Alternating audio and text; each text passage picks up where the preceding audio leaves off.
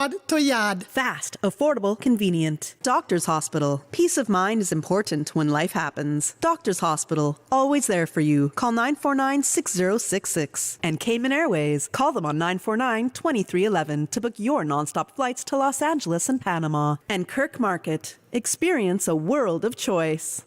The mission of the National Conservation Council and the Department of Environment is to ensure our islands consider responsible use of our natural resources while preserving our native species and habitats for future generations. Learn more at conservation.ky.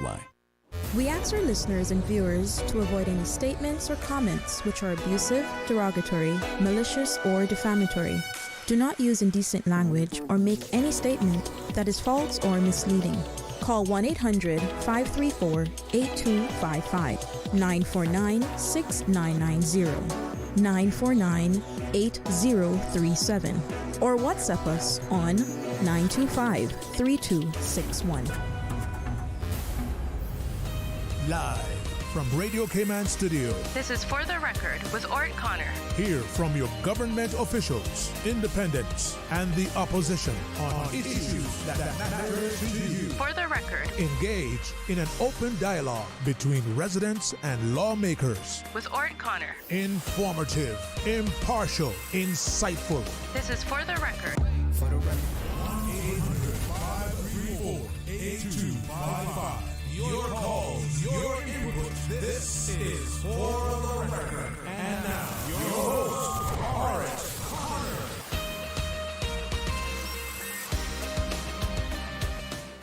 Good morning, good morning, good morning, O land of soft, fresh breezes and verdant trees so fair. Today is Friday, the 30th day of August, 2024, right here in the beautiful Cayman Islands. We do hope and we trust that everyone had a restful, peaceful, enjoyable evening. Those of you who are using our roads, whether you're a pedestrian, a cyclist, or if you're operating any type of motorized vehicle, we urge you to please, please, please be extremely cautious.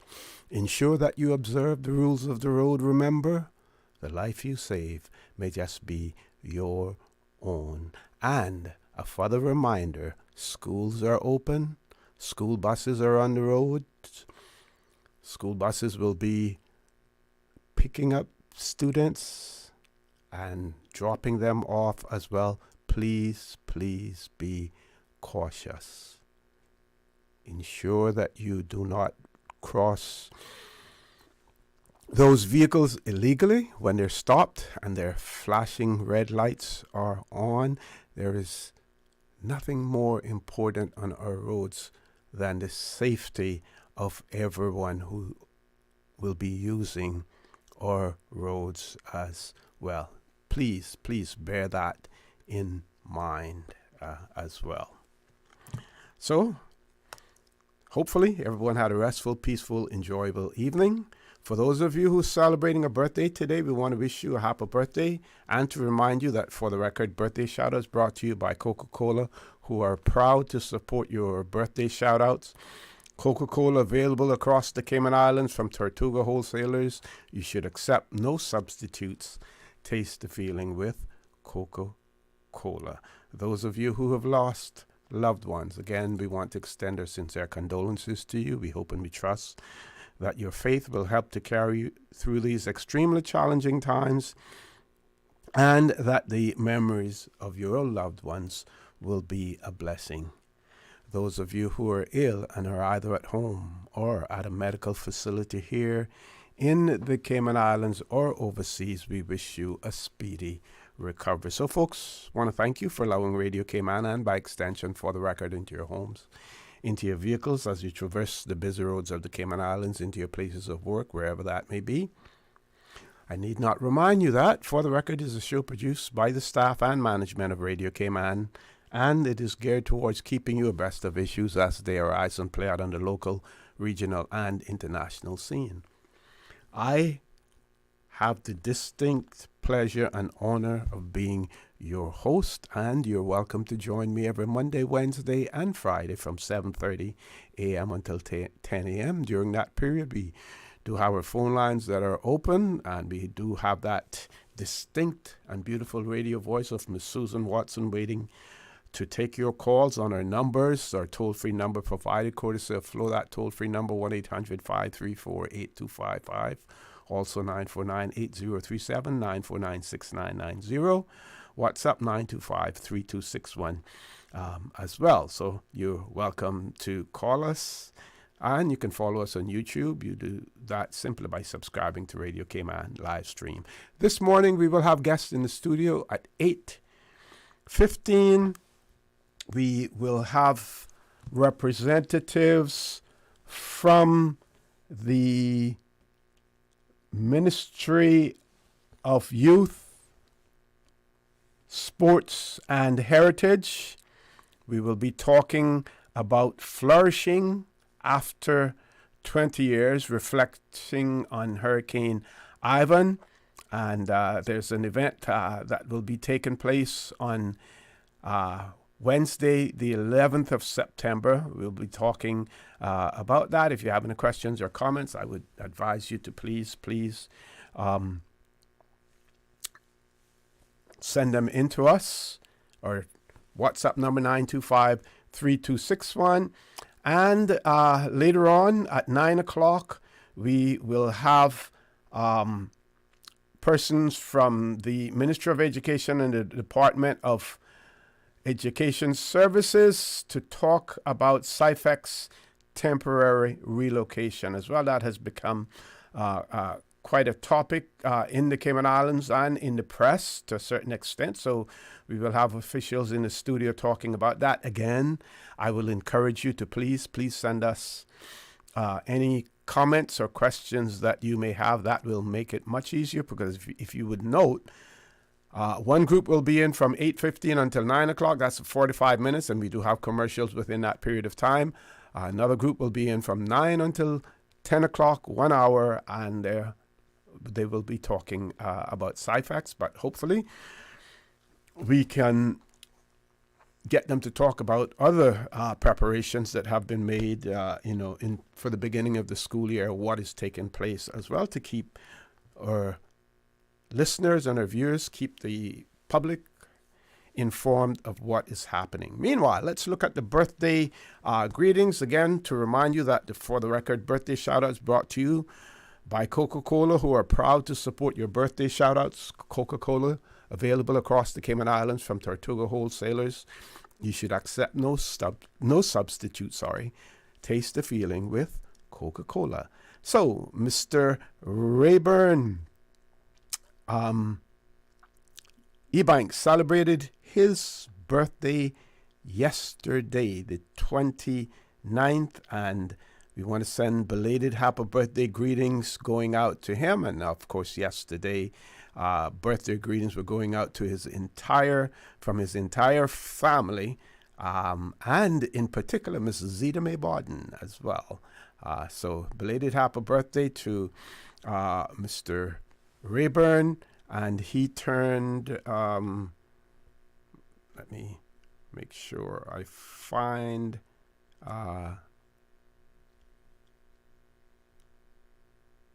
okay, I'll get to that in terms of finding his age. We have some other birthday greetings as well. Lord Graham reminded me to send birthday greetings to Miss Milda. It is her birthday today, and it's coming from Lord Graham and the crew. So Miss Milda, happy birthday to you today as well. And of course, the menu at Lord Graham's today is salt beef and beans, and also fried fish, starting at 12 noon tomorrow. Happy birthday, Miss Milda. Also, Lord Graham wanted to send birthday greetings out to his good friend, Mr. Rolando Hides at Green Valley Nursery in Lower Valley. So happy birthday greetings going out to Mr. Rolando Hides. This is being acknowledged by Lord Graham, but all of your friends and relatives wish you a happy birthday as well, and happy birthday coming right from the staff of Radio Cayman here also. Other birthday greetings that we have, Mitchell Ebanks will celebrate his birthday on September the 1st. That will be on Sunday. Other birthdays, today we have Darlene Robinson celebrating a birthday. Aloni Bernard also celebrating a birthday today. Yesterday we had Mr. Ronnie Anglin celebrating his birthday, as well as Kathy Sparks Colonel celebrating a birthday yesterday as well. And folks, again, we want to thank Coca-Cola for their sponsorship of the For the Record birthday shoutouts. Coca-Cola available across the Cayman Islands from Tortuga wholesalers. You should accept no substitutes. Taste the feeling with Coca-Cola. Time for us to take a commercial break, folks. Please stay tuned. For the Record, we'll be back shortly. The Cayman Islands boasts of a long, colorful, and rich history. In tribute to our roots, Radio Cayman, the voice of the Cayman Islands, is pleased to bring you the Historical Vignette Series, brought to you by Rotary Central. For more than 110 years, Rotary members have used their passion, energy, and intelligence to take action on sustainable projects. The Cayman Islands, He hath founded it upon the seas. The 1980s offered a decade of monumental progress as the Cayman Islands built upon its previous few decades of prosperity. In 1981, Northwood Prison was opened, followed by the Law School in 1982. Also in 1982, the Education Department held the first National Children's Festival of the Arts, and the islands celebrated the 150th anniversary of parliamentary government. In 1983, Her Majesty Queen Elizabeth II visited, being the first by a reigning monarch. The turtle farm was also purchased from government, and the first phase of the F.J. Harquail Cultural Center opened. In official business, the Water Authority law came into effect, and the CI Audit Office was established. In 1984, the Cayman National Cultural Foundation law was passed, and Britannia, Cayman's first golf course, was opened. Radio Cayman's Historical Vignettes was brought to you by Rotary Central. For more than 110 years, Rotary members have used their passion, energy, and intelligence to take action on sustainable projects. Since 1993, Rotary Central has worked diligently each year to provide quality bus shelters to our community.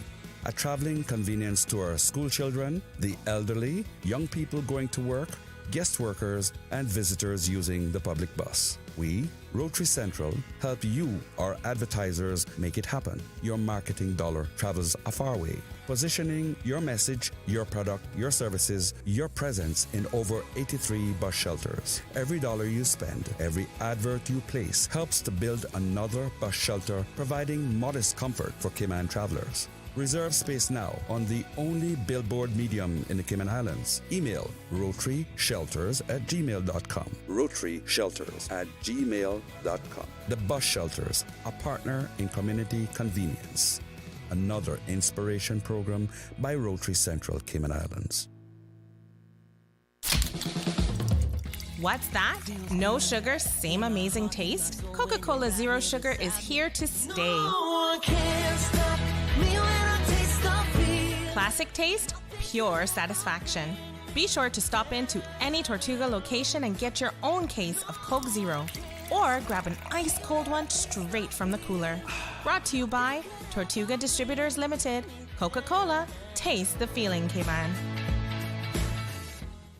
Did you know that you can send money transfers to financial institutions anywhere in Jamaica with JN Money? You mean I can send money straight to my account and cut out the middleman? Yes, that's exactly what I mean. You send your own money to your own account, giving you peace of mind that the money is in your account. JN Money Transfers to Financial Institution is another convenient service offered by JN Money. You can have this done from any JN Money location. Deposit your money straight to your account without the hassle of asking someone to do it for you. JN Money Transfers to Financial Institutions, making life easier.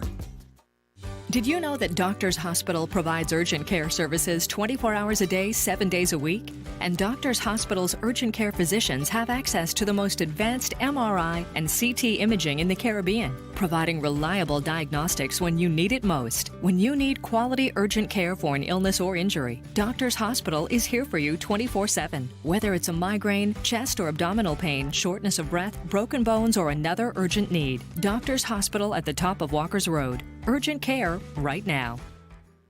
When it comes to weekly meal prep, I trust Kirk Market to provide the best value for quality proteins. The butchers at Kirk Market are super helpful. They always slice my steaks perfectly. Kirk Market has everything I need for healthy and flavorful protein-packed meals. From lean cuts of CAB choice beef, tender CAB prime beef, the juiciest pork, and all-natural hormone-free poultry, to their seafood section with everything from fresh local snapper to omega-3 rich salmon. I choose Kirk Market for the highest quality proteins to support my healthy lifestyle. Kirk Market. Eat well, live well, and discover a world of choice.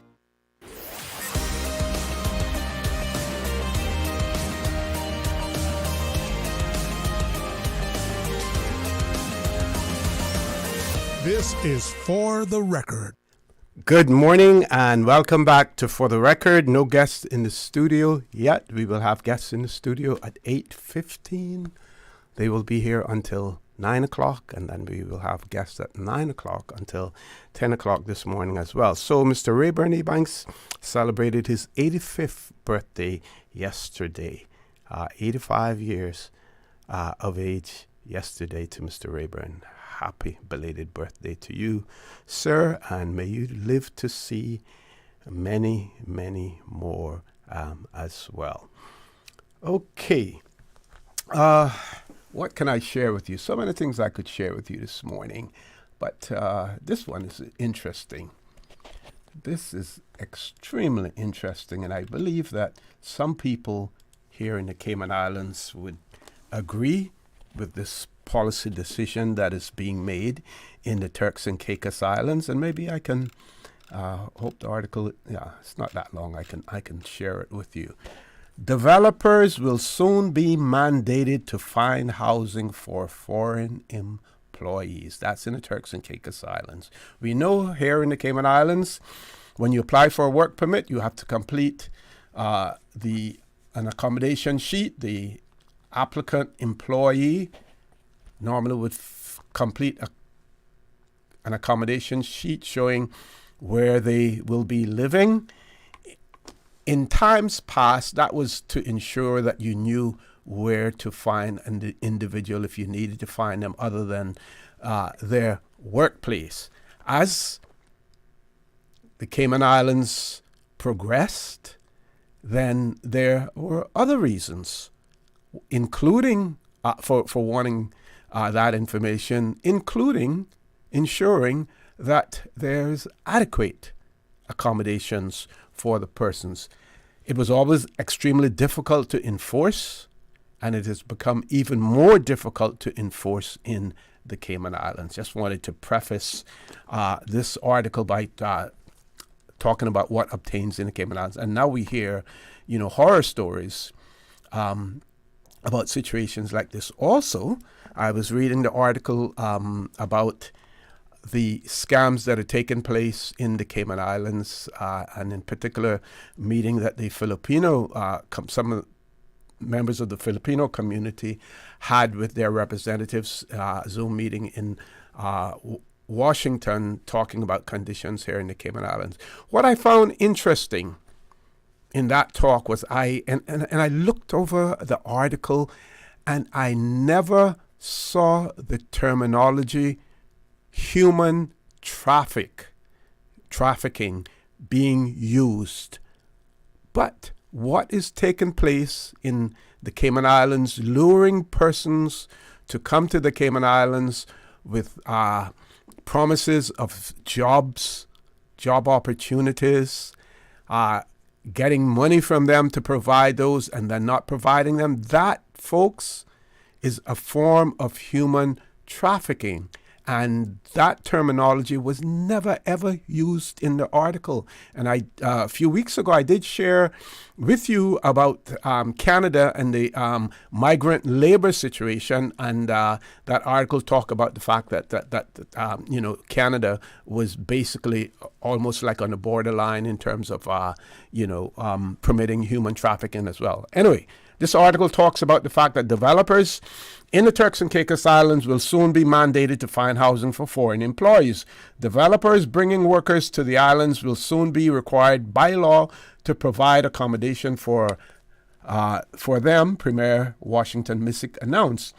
This pivotal policy shift aims to significantly impact the future of large-scale development and foreign labor in the Turks and Caicos Islands.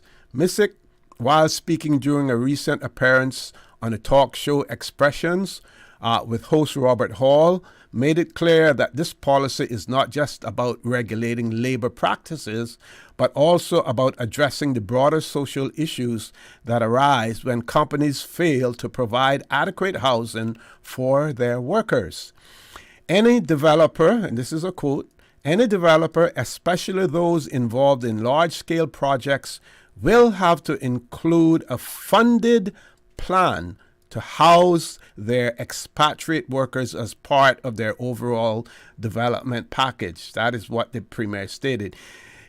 He explained that the lack of employer-provided housing has led to significant social costs that the entire community has had to bear, a situation he believes is unsustainable and unfair.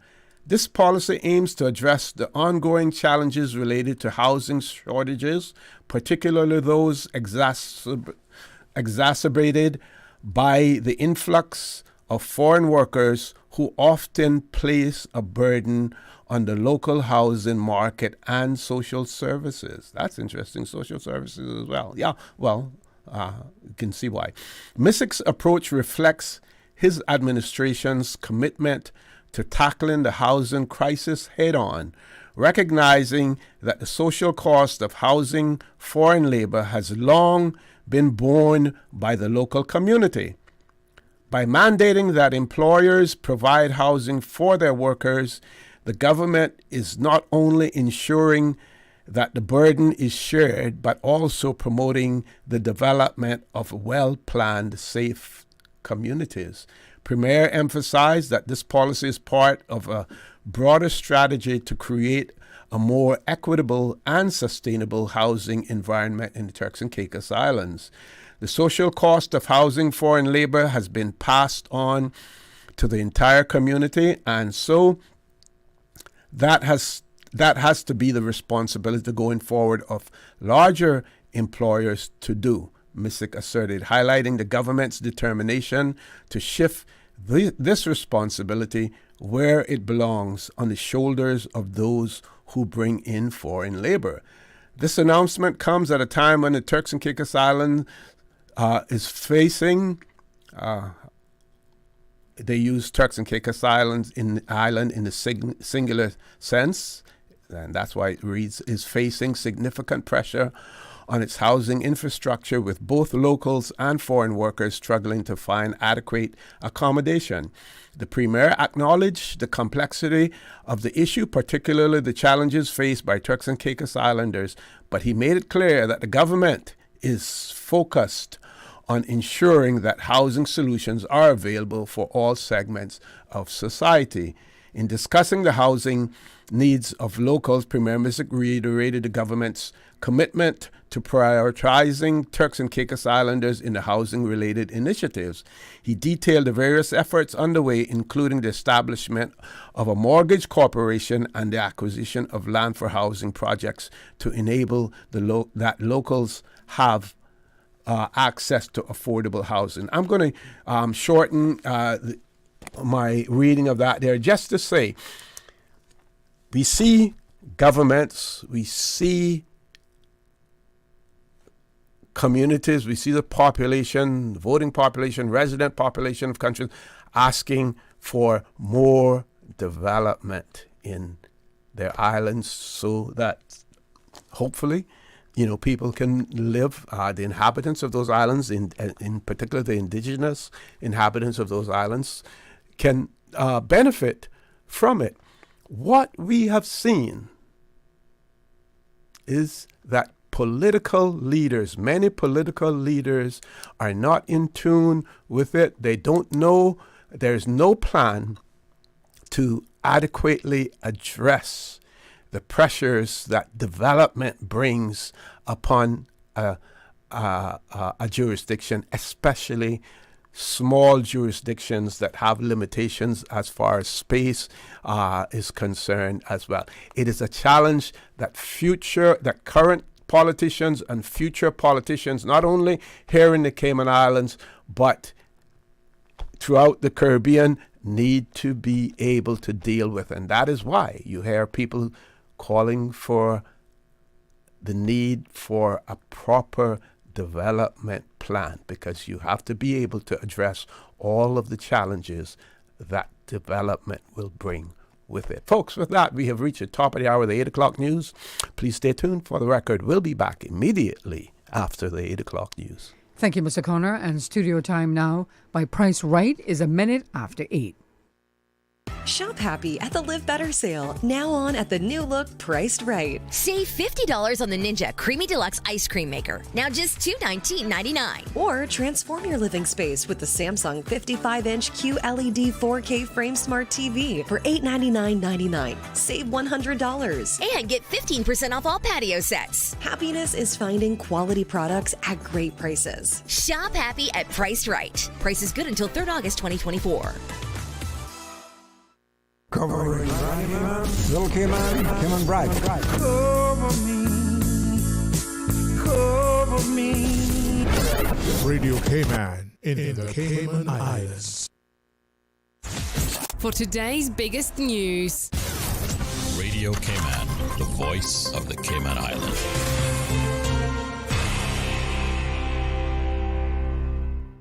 With your latest news, I'm Carsley Fuller. Royal Watler Cruise Terminal business Snappers Bar and Grill comes out in support of government's upcoming referendum on cruise tourism in the Cayman Islands. In a written statement, the managing director says supporting cruise tourism, quote, is about more than just economic gains. It's about preserving the vibrant community and culture that visitors from around the world come to experience. Minister for Tourism, the Honorable Kenneth Bryan, announced the referendum last month, giving voters a chance to weigh in on whether or not they want to change the country's cruise berthing infrastructure, with government planning a referendum. Without a definitive decision on the question of cruise berthing, it is near impossible to craft a viable cruise tourism policy that directs the industry over the long term, or to provide any meaningful guidance to those servicing the cruise sector. Consequently, a core decision from the people of the Cayman Islands is required to facilitate future strategic planning for the cruise industry. No date has yet been set for the referendum, but it is expected before the end of the year. Speaking of tourism, regional leaders are heading to Cayman next week. Here's CIGTV's Donna Bush. The Honorable Kenneth Bryan and the Ministry of Tourism and Ports have announced that the highly anticipated State of the Tourism Industry Conference will take place right here in Grand Cayman next week. Now, the Department of Tourism, in collaboration with the Caribbean Tourism Organization, is hosting the premier regional event, SOTIC 2024 themed Caribbean Tourism, Fueling Our Lifeblood. The State of the Tourism Industry Conference will bring together Caribbean tourism ministers, senior officials, industry executives, and stakeholders to discuss the future of Caribbean tourism. Minister Bryan says as his tenure as chairman of the Caribbean Tourism Organization nears, he is thrilled to welcome his colleagues and delegates from across the Caribbean diaspora to the Cayman Islands for this prestigious conference. This is a unique opportunity, he says, to bring together some of the brightest minds in tourism to discuss the opportunities and challenges specific to our region as we navigate our way towards a more robust and resilient Caribbean tourism sector. Now, public registration is available for the 2 days and includes lunch and networking receptions. For more details and to get registered, you can visit www.sotic.onecaribbean.org. Now, the conference will feature a series of dynamic panel discussions and keynote addresses. And police continue to get multiple reports of scammers calling local bank customers claiming to be from a variety of organizations. This includes banks, credit card, and money transfer companies, and most recently, the police service itself. The Royal Cayman Islands Police Service Financial Crime Unit is seeing an escalation in reports of scams and is advising the community that there appears to be a focused effort from foreign actors to target Cayman. Police say it's important that local banking customers are on their guard and don't fall victim. Be alert to the various ways scammers can make an approach. And if any organization makes contact by email or phone requesting your personal information, probe further with questions or tell the caller you'll check with the organization in question directly before handing over your personal information. Now with a check of international news, here's the BBC, which takes us out of the newscast. I'm Karsley Fuller. BBC News with Govinda Gill. A Russian paramilitary force deployed to Burkina Faso says it has pulled out some of its troops just days after Islamist militants carried out one of the deadliest ever attacks in the country. The so-called Bear Brigade said its soldiers were returning to Russia to assist in the war against Ukraine. The Israeli military says it has killed a senior local Hamas commander and 2 other Palestinians on the 3rd day of its large-scale operation in the West Bank. Eyewitnesses say the men's car was struck by an Israeli drone near the city of Jenin. Germany has deported 28 Afghan nationals, all of them convicted criminals, to Kabul. It is the first time Germany has sent back people to Afghanistan since the Taliban retook power there 3 years ago. Police in Japan say nearly 40,000 people died alone in their homes there in the first half of this year. 1 in 10 remained undiscovered for more than a month. Coastal areas in India and Pakistan are preparing for a cyclone. Heavy monsoon downpours have forced the authorities to evacuate tens of thousands of people. Moscow says it has no concerns about a trip to Mongolia next week by President Putin, despite the country being a member of the International Criminal Court, which has a warrant out for the Russian leader. BBC News. Stay in touch with Radio Cayman with the latest up-to-date, accurate news and information. For your convenience, the headline news will be repeated on our sister station, Breeze 105.3 FM, weekdays at 8:30 a.m. Follow Radio Cayman on social media, Facebook, Instagram, Twitter, or download the Radio Cayman app in the App Store or log on to www.radiocayman.gov.ky and stay connected to what's happening in the community. Radio Cayman, your voice, your choice, your radio.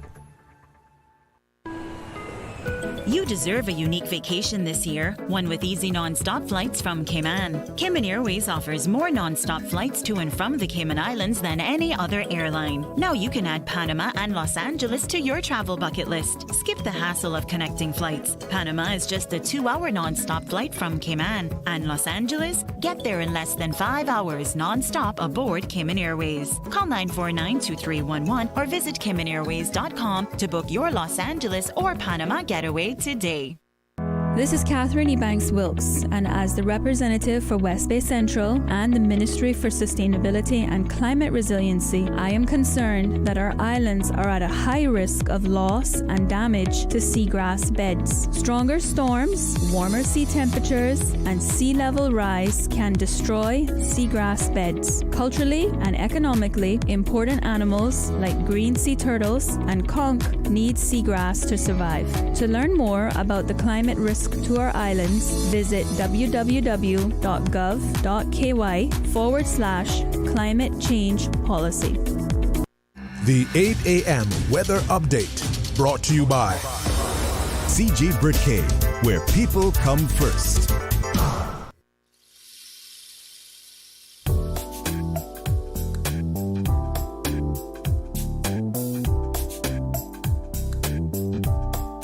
Good morning. Let's take a look at the latest weather report.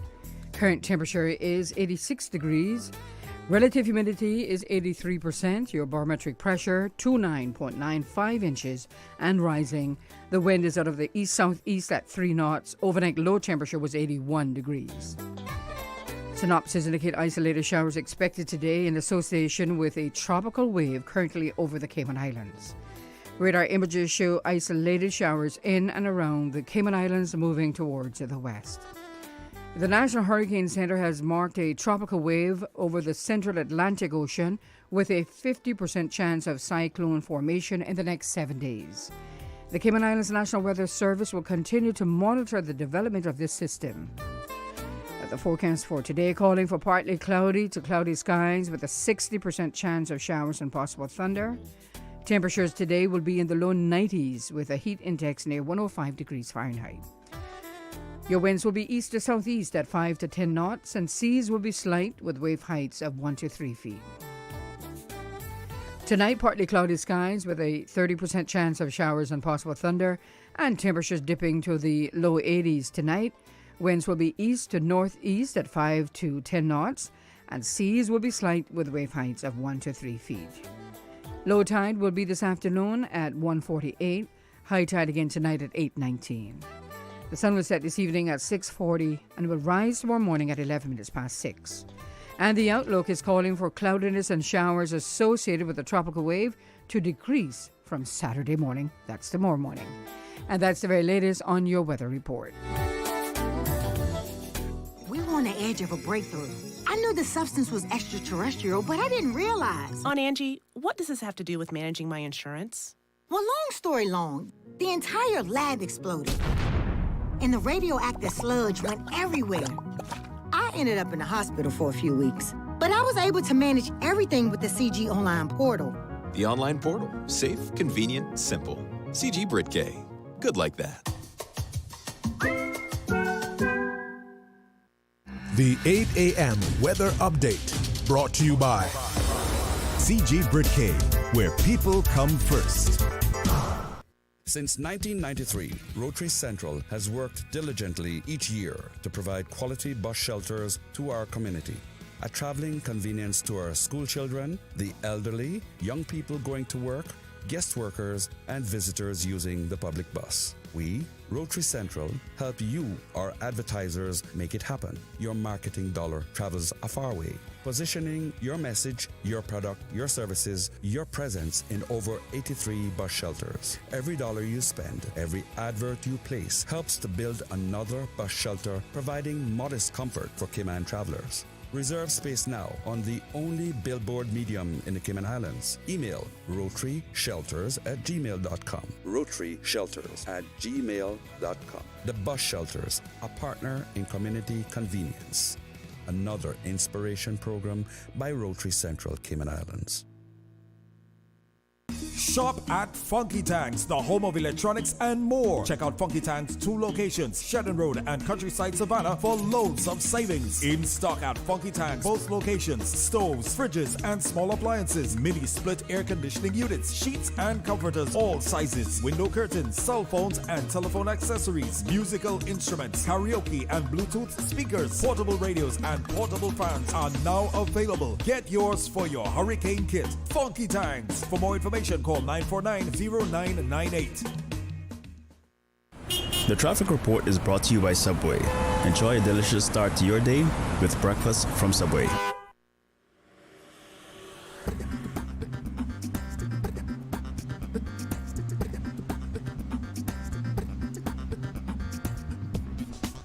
Good morning once again. Let's take a look at traffic. Further down on Shamrock Road, traffic is moving on steadily, and moderate flow of traffic on Godfrey Nixon Way and Eastern Avenue, and coming from the West Bay 4-way stop, light to moderate traffic flow. On the West Bay Road, traffic is moderate in both directions, and into Georgetown on Shedmore looking pretty good. Slow moving traffic on Cool Road heading to Georgetown, and eastbound traffic on Cool Road is moving on moderately. On the Linford Pearson Highway, steady but flowing traffic, and coming off of Bobby Thompson Way as well. On Huldah Avenue, moderate flow of traffic. If you've seen any accidents or incidents, please give us a call here at Radio Cayman, 949-6990. Join us again at about 10 minutes past 12. We'll give you another look at traffic. Summer's heating up, and so are the good times. Whether you are out on the water, enjoying the beach, or gathering with colleagues for an office bash, Make it a feast to remember with Subway. From assorted sandwich platters to mouth-watering cookies, our catering menu has something for everyone. Perfect for groups of 5 or more. For food that's fresh, fast, and perfect for any occasion, choose Subway Catering. Visit subway.ky for catering options. Subway. Eat fresh. The traffic report is brought to you by Subway. Enjoy a delicious start to your day with breakfast from Subway. Do you have a customer shutoff valve installed? A customer shutoff valve lets you turn off the water between the meter and your property.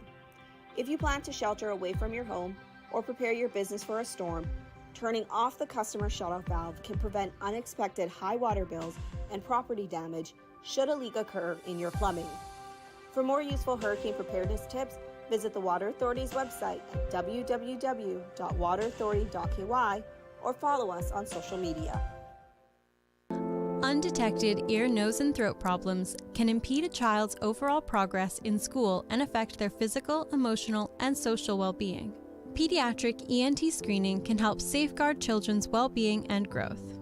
An ENT checkup is a comprehensive examination of the ears, nose, and throat, looking for abnormalities or potential health problems. Untreated ENT problems can lead to recurrent infections, hearing loss, developmental delays, and impaired academic performance. By identifying and addressing these issues promptly, you can ensure better health outcomes and support the overall development of children.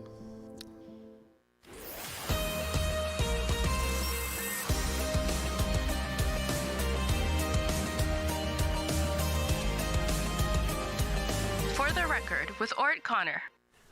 Good morning and welcome back to For the Record. Before I introduce my guests in the studio, we have one more birthday shout out that we want to announce, and happy birthday greetings going out to Miss Gina Matthews, who will be celebrating her birthday tomorrow, the 31st of August, and birthday greetings are coming from the Golden Girls. Golden Girls sending out advance birthday greetings to Miss Gina Matthews, who will be celebrating her birthday tomorrow. With that, it is my pleasure to have in the studio with me this morning none other than Miss Ventisha Connolly, no stranger to Radio Cayman. Been a while since she's been on For the Record, but we have her back on as well, and she is the events and FOI manager in the Ministry of Youth, Sports, and Heritage. Got it right? Youth, Sports, and Heritage. And we have a very important anniversary coming up, and lots to talk about with that. We were expecting Ms. Barnes, the senior policy analyst, to be in the studio as well. Unfortunately, she could not make it, so Ms. Ventisha will have to shoulder the entire burden, but she's quite capable, of talking, about this upcoming event as well. Ms. Connolly, good morning. Welcome back to For the Record. Good morning, OC, and thanks for having me back on For the Record, and good morning to our listening audience, especially those over in the Sister Islands. Hope you're having a great Friday, and hope you'll have a great weekend. So, I'm back. Feels like I never left, but So what I want to talk about today is I don't want to say unfortunate, because it was unfortunate at the time, but the fact that we flourished in the 20 years since Hurricane Ivan is what we focus on. So September the 11th is coming up very quickly here. For those in the U.S., they remember the Twin Towers coming down. For us here in the Cayman Islands, September the 11th was Hurricane Ivan. And this year we celebrate 20 years since its pass.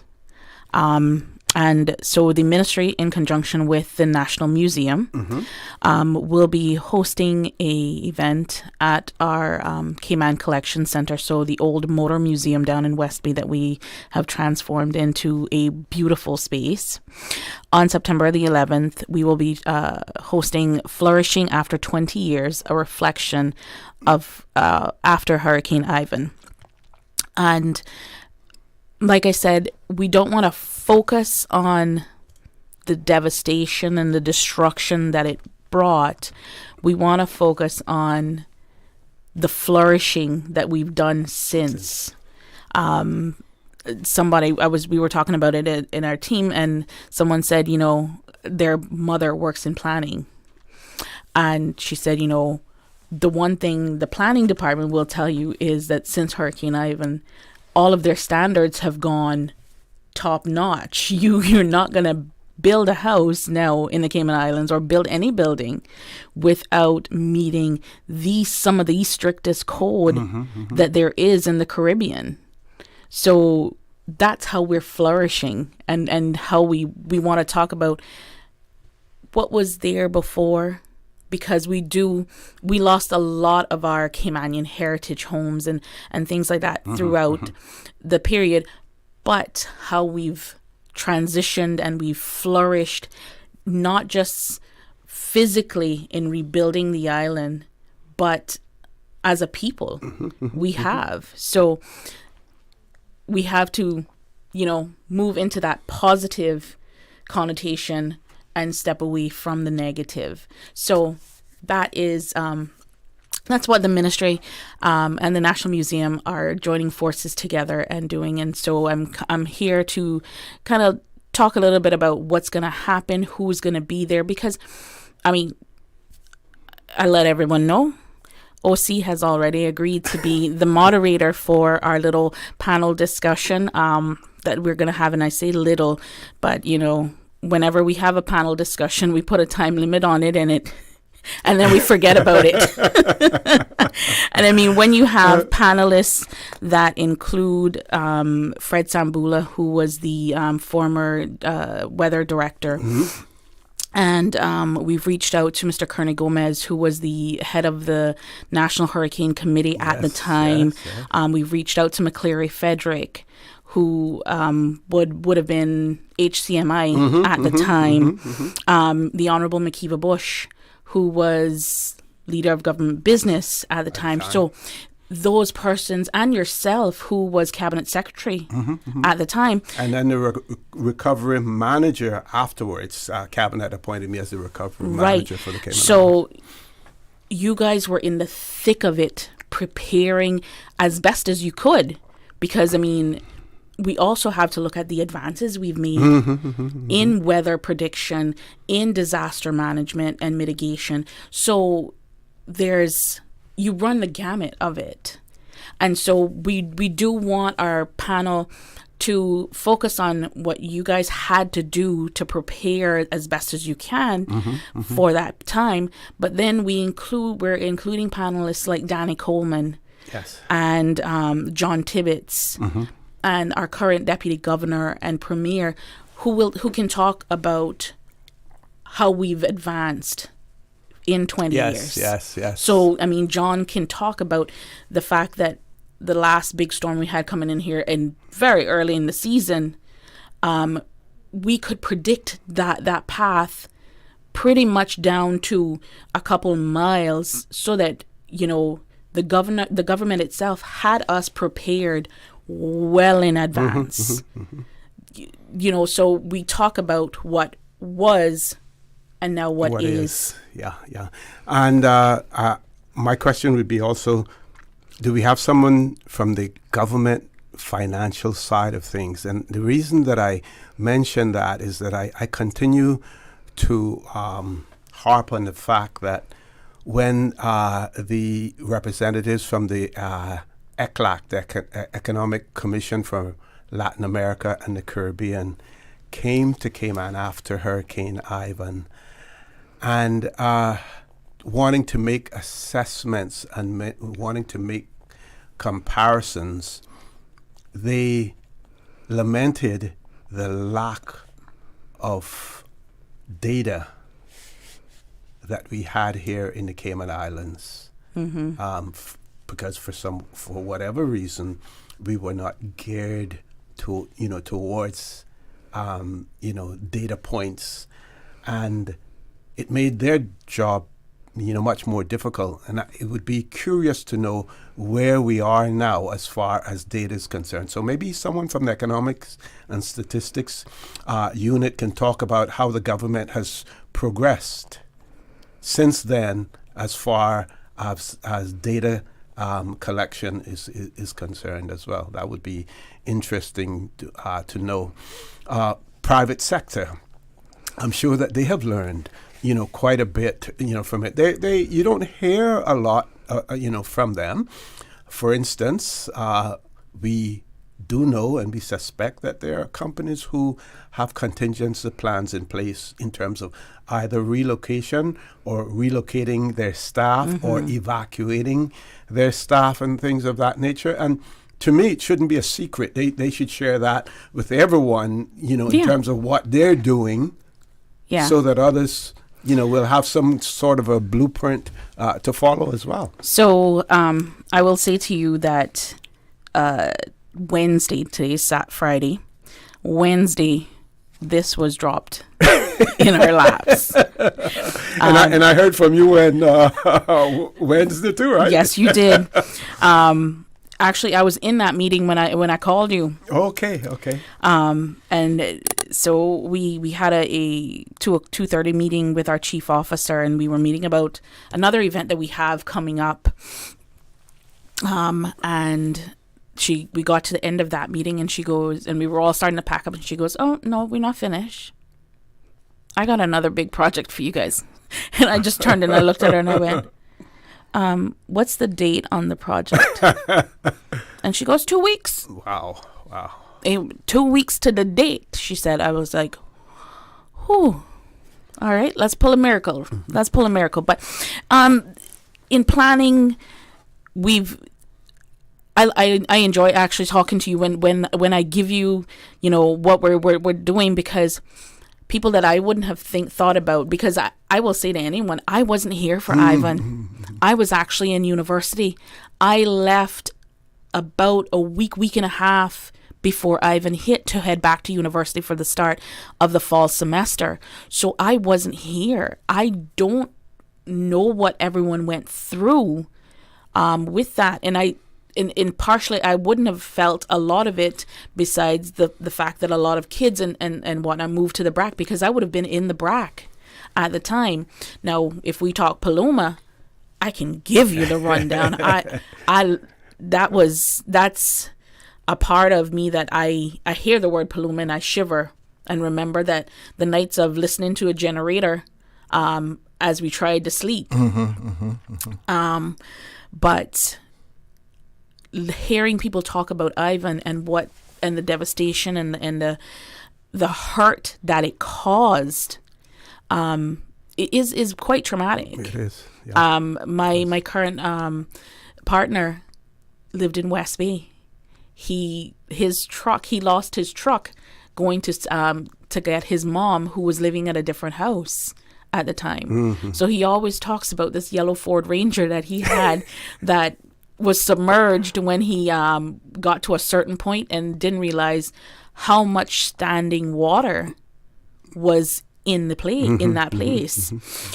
So listening to these stories and seeing photos of what happened then is a part of our history and is a part of our heritage that we have to own and not feel diminished by it, but think of how it created the advancements, the flourishment, where we are today.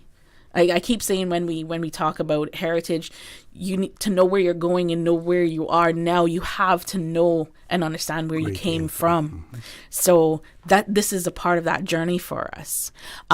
We are reaching out to Courtney Platt, who has a plethora of photos to have a photo montage and talk a little bit about what it was for him to, go around the island and photograph this devastation, because through the eyes, our memories might not be as well now as it was then, but his camera lens still is able to tell that story through the photos that he took. So we're inviting him to make a presentation on that for the event. And then we'll have it'll be an event, kind of a pictogram event. So taking some of those photos and whatnot and blowing them up. So there's going to be an exhibit of those photos and more. We have 2 videos that the board of directors for the National Museum have been able to obtain, and that we're going to be showing those on a continuous loop. If anyone has ever been to the Cayman Collection Center, we do have that little, it's called the Uglan House down in the back of the place, and it's kind of set up like a church. So you've got the church benches and a TV screen, and it was showing a video on it. So we'll have a video in there for people who want to just go in and watch it. It's a silent video, no audio, but then we'll also have another one going. So there's going to be a lot of things happening, and we invite the public out to come and join us. It is not an invitation only event. It is open to the public. We are working with the Turtle Center to utilize their parking for that event, and we will have a bus shuttling people back and forth. Great. James Miles from the Youth Services Unit is in charge of that part of it, and I know he does a great job with that. So it tells you that there's everybody is working together. Our entire ministry is working together to pull this off, because this is a significant point in history for us. Yes. And it demonstrates, that how our ability to rebound from adversity, as well. We're going to take a commercial break. When we return, we will continue the conversation with Miss Ventisha Connolly, who is the Events and Freedom of Information Manager at the Ministry of Youth, Sports and Heritage. And we're talking about an event that will be taking place to commemorate the anniversary of Hurricane Ivan. That will be on the 11th of September of this year. Folks, please stay tuned for the record. We'll be back shortly. You can now renew your driver's license or motor vehicle license online, and you don't need an ESID number. It's as easy as 1, 2, 3. Visit www.dvdl.gov.ky.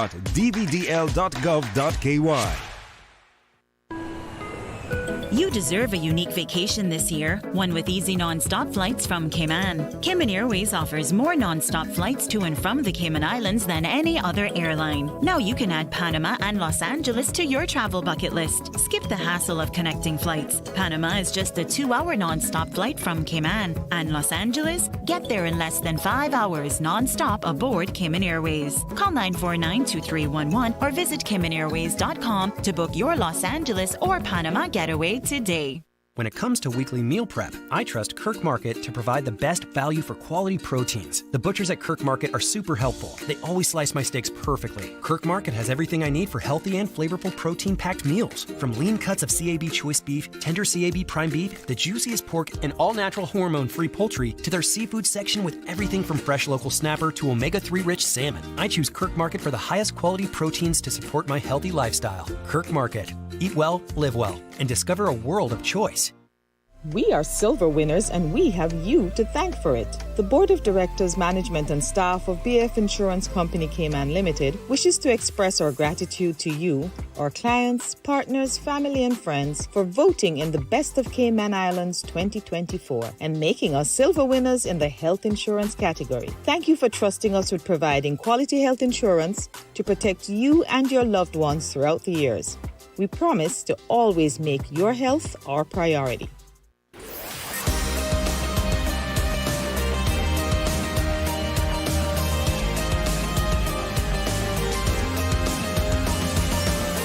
This is For the Record. Good morning and welcome back to For the Record. In the studio with me, Miss Ventisha Connolly, who is the Events and Freedom of Information Manager in the Ministry of Youth, Sports and Heritage. We're talking about an event that is taking place, Flourishing After 20 Years, a reflection or reflecting on Hurricane Ivan. And there's so much to reflect upon. You know, you hear stories about people talking about the fact that it brought everyone together. Yes. You know, those who were up there, the haves, the things they have, and the have-nots, brought everyone together. Everyone was queued up there trying to get water. Trying to get ice. Some were getting into, water would be delivered in one district, and we had to discourage people. Don't get into your cars and go to the next district to get water again. We were trying to use some sort of an honor basis. Then you had people who were queued up just to get their use of a generator plug-in to charge their telephones and stuff like that as well. Brought everyone together. And that lasted for quite a while. And I believe, it still has its effects today. People realize how interdependent we are. Yes. So a part of the celebration on Wednesday, September the 11th, will be an open mic portion. Okay. So we invite persons who have and who want to share, because not everyone wants to share their experience and so on, but those who want to share, how they felt when they were going through Ivan, we will have an open mic period for people to get up and talk about that during the event. So again, September the 11th, Wednesday, September the 11th, from 6 to 9 p.m. at the Cayman Collection Center. We invite everyone to come out and join us. We will have some finger foods and desserts, of course. I think, for me, sweet always takes away the hurt. My doctor wouldn't say that I need to say that way, but a little bit of sweet always mellows out the hurt that you feel, and so we'll have some refreshments, local refreshments there for everyone. Again, this is a joint project with the Cayman Islands National Museum Board, and we invite everyone out. There's so much of this conversation that as we go off air, OCU keeps saying, remember this person who did this during it. And I'm thinking to myself, 6 to 9 p.m.? That we looking more like 6 to 11 p.m. Yes.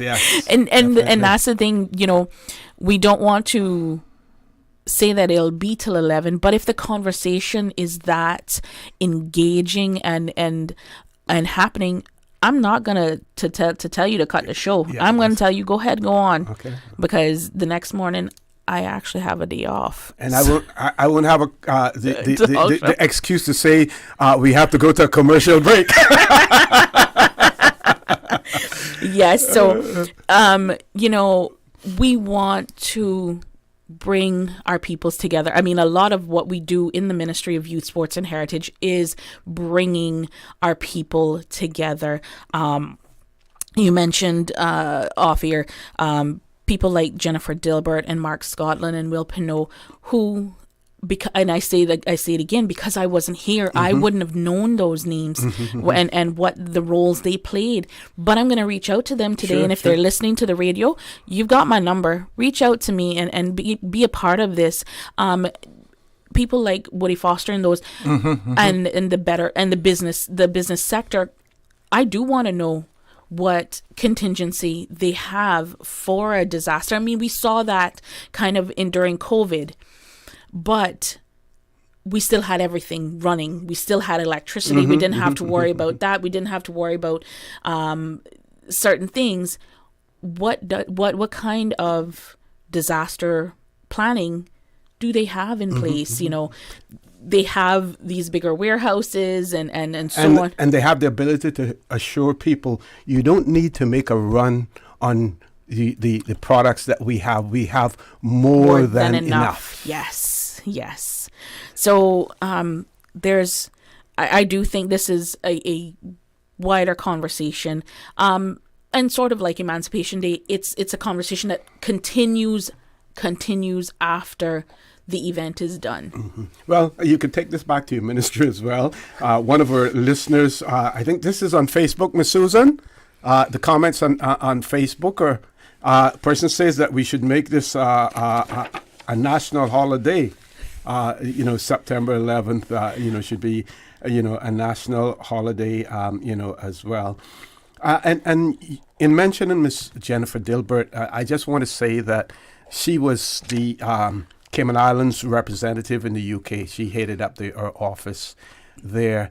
And, of course, we had the all-party group in the UK. We had the Friends of Cayman. Mm-hmm. We had former governors of the Cayman Islands who put whatever resources and contacts that they had. They played a huge role in sourcing medical supplies and everything for us. We know that there were lessons learned as far as the United Kingdom is, concerned, because we see, how they have ramped up things in the Caribbean after a hurricane. Yeah, I mean, we all see that, at the start of the hurricane season, just before the start of the hurricane season, that big medical ship comes into the region, and it's here just, floating around until something happens, and within a day or two, they're at our shores. So there have been those lessons learned, the advancements that we've made. So and I know you said that you sort of like are cautious about using the word celebration because, you don't really want to celebrate a hurricane coming, but at the same time, you want this event to be more on a upbeat and a positive note, as opposed to to reminiscing and while we want to reminisce in a positive rather than in a negative way. Yes. Yeah. So it is one thing to remember and be hurt still by the devastation that it caused, because it didn't take many lives from us. I actually don't think it took a life, which we're fortunate for. There was one person who remained on board a vessel in the North Sound, and I believe someone, and then there may have been an incident at one of the shelters as well. But other than that, and overcoming that, yes. As a matter of fact, another suggestion for you. I don't know those from the news media that may be still around. We know, on the government side of things, but we also had to were faced with the challenge of convincing people that no one really there was no massive loss of life in the Cayman Islands. You hear people talking about the fact that, when I looked on the radar, you couldn't see the Cayman Islands at all. We know that the Mariners Cove, people had been evacuated, from there after they started to lose buildings, and they were then repositioned in the primary school.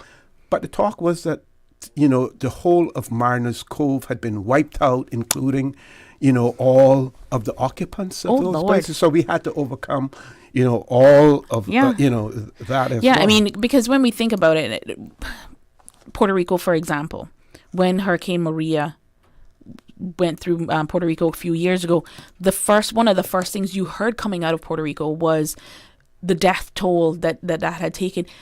Thankfully, we can say here in the Cayman Islands, through all the storms that we've weathered, the death toll for us has been minuscule. And that is actually something to celebrate. Yes.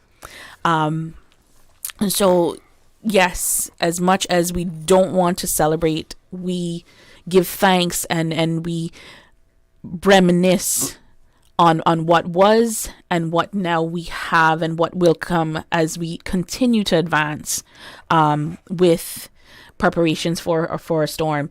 Actually, while we were here, in my family group chat, someone snapshotted the National Hurricane Center's Facebook post and showed that nice little storm is brewing.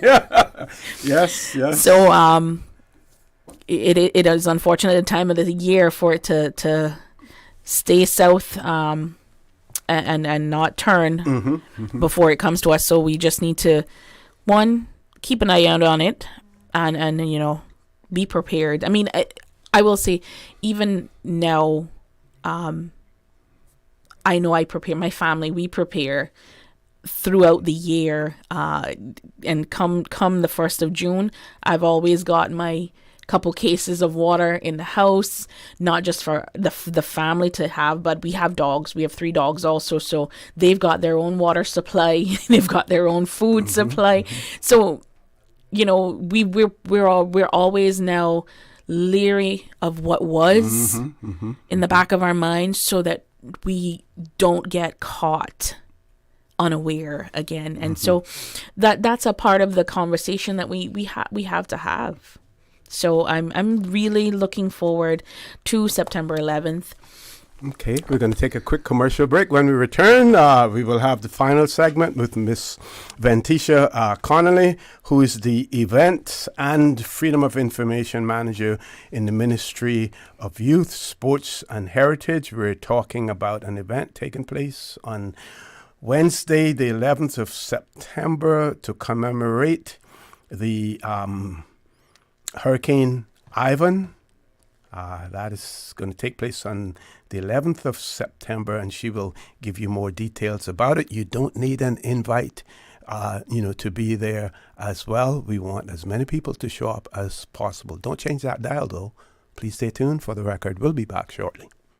West Bay Pharmacy in Centennial Towers, a compounding story. I don't think people realize how pain creeps into your life. It has a way of robbing your strength. I really don't like taking prescription medication orally. West Bay Pharmacy in Centennial Towers. They understand. When it comes to compounded medication, it's personal. So whenever there's a problem with some medication or treatments that's not working right, then a physician will call me and say, hey, they're having bad side effects from this medication. Compounding pain cream changed the game. Made special for me. Significant pain relief in the form of a cream. That is a new experience for me. It's changed his life. It worked. Ask your pharmacist or healthcare provider about compounding at West Bay Pharmacy in Centennial Towers. Call 914-6449. She hear clunk and her car stop. I was just about to send her some money, so I send it straight to her JN money transfer card. It cost me less, and perhaps she use the card, pay the garage right away. She'll get discount through the JN Rewards program in Jamaica. This card make things easy. You can even get funds at any multi-link ATM. JN Money Transfer Card. Fast, affordable, convenient. Tell your loved ones in Jamaica about it. Sign up is free. The DVDL Customer Support Unit is now open. Customers can book appointments for written and driving tests through DVDL's hotline at 945-8344. That's 945-8344. Attention gamers, the Caribbean's largest esports tournament and gaming convention is back. Gamers Bay 8, hitting the Cayman Islands this September 28th and 29th. Get ready to battle it out in FC24, NBA 2K24, Fortnite, and more for a chance to win your share of $10,000 in cash and prizes. Plus, enjoy free play on everything from classic games to the latest hits. Dive into VR and rev up in our sim racing zones. But that's not all. Meet your favorite gaming influencers, including Beck, Brojack, Anything Alexia, and Overflow. Don't miss out. Visit gamersbayevent.com now for tickets and all the details. Sponsored by NetGeeks Media, the Ministries of Investment, Tourism, Border Control, Youth and Sports, Sustainability, Cayman Finance, and Radio Cayman. Level up at Gamers Bay 8, where the Caribbean comes to play.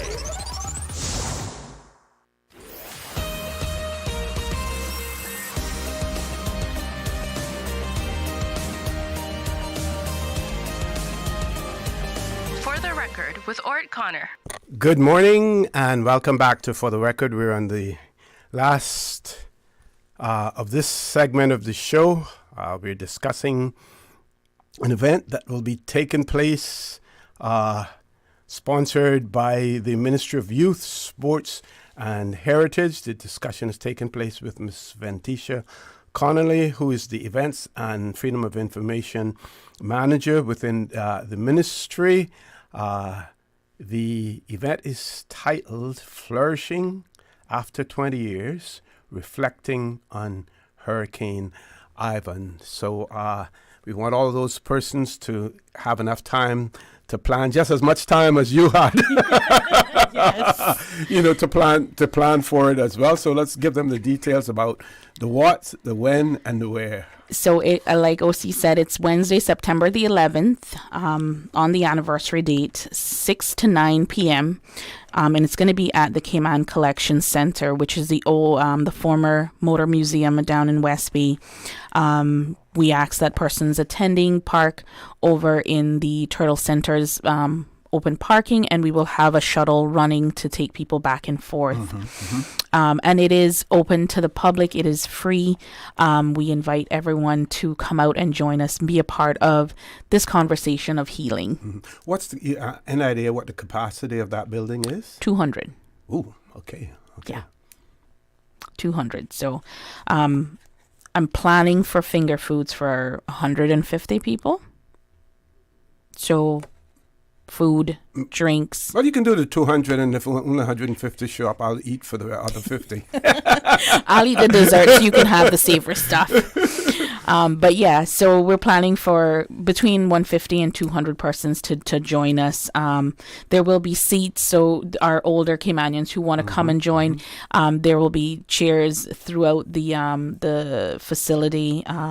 We'll have, there's a kind of an area in the back where we'll have a TV screen set up with a little stage where the panel discussion will take place, and of course we'll have seating for persons to sit and listen to that, as well as other parts of the collection that's in there now. We'll have photos, pictogram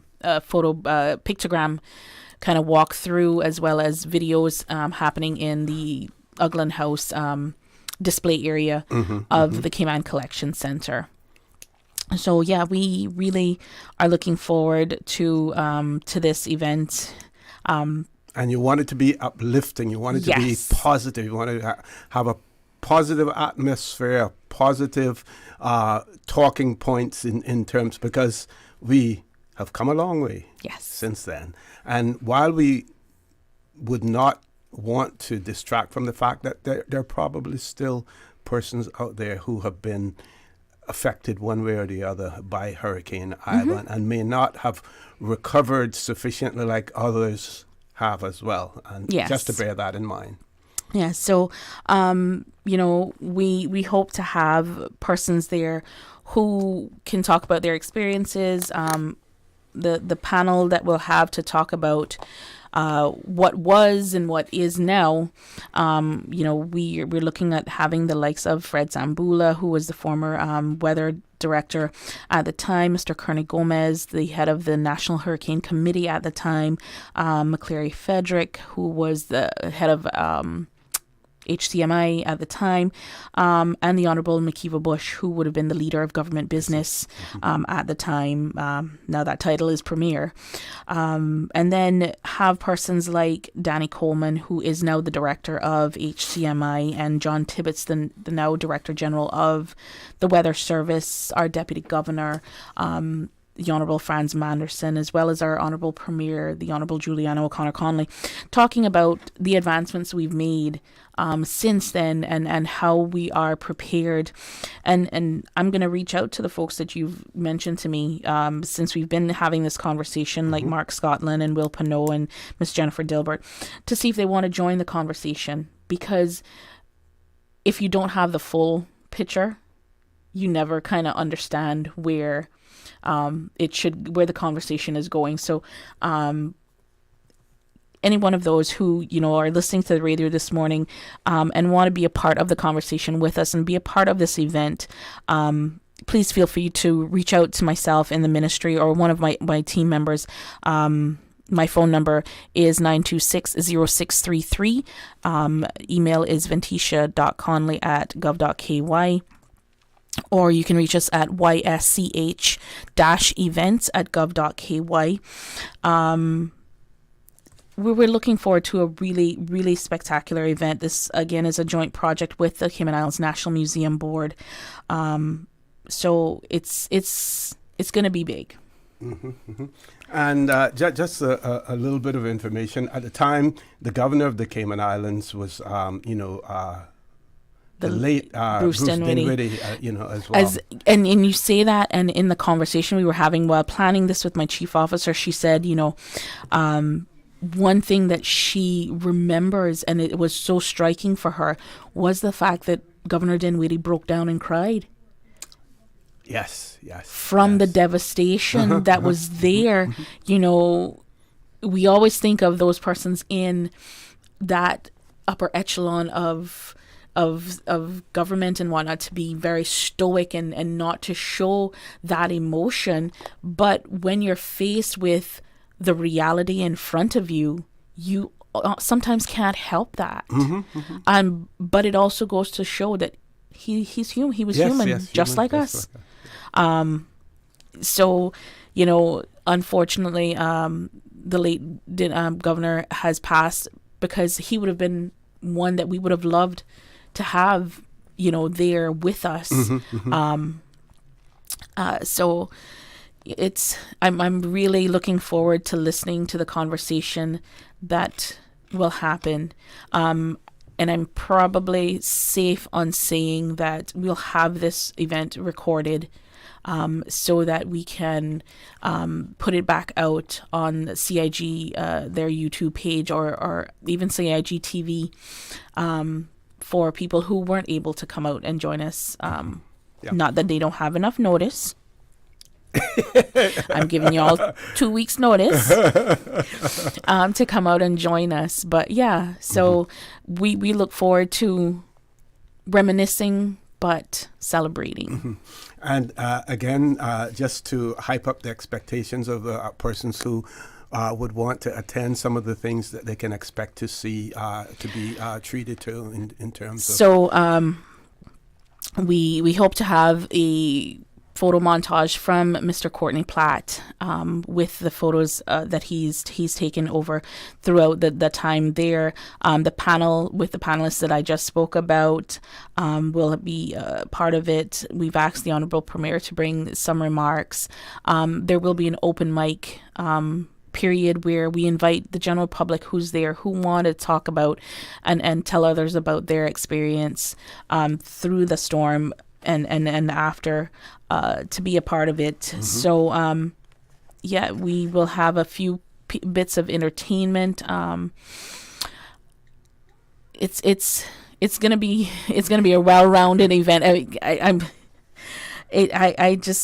I'm looking forward to this as someone who, like I said before, didn't experience Hurricane Ivan at all, because even though living in the BRAC, I was off at university at the time, so I didn't get to experience when we had the flood of kids coming over from here to the BRAC to attend primary and high school over there.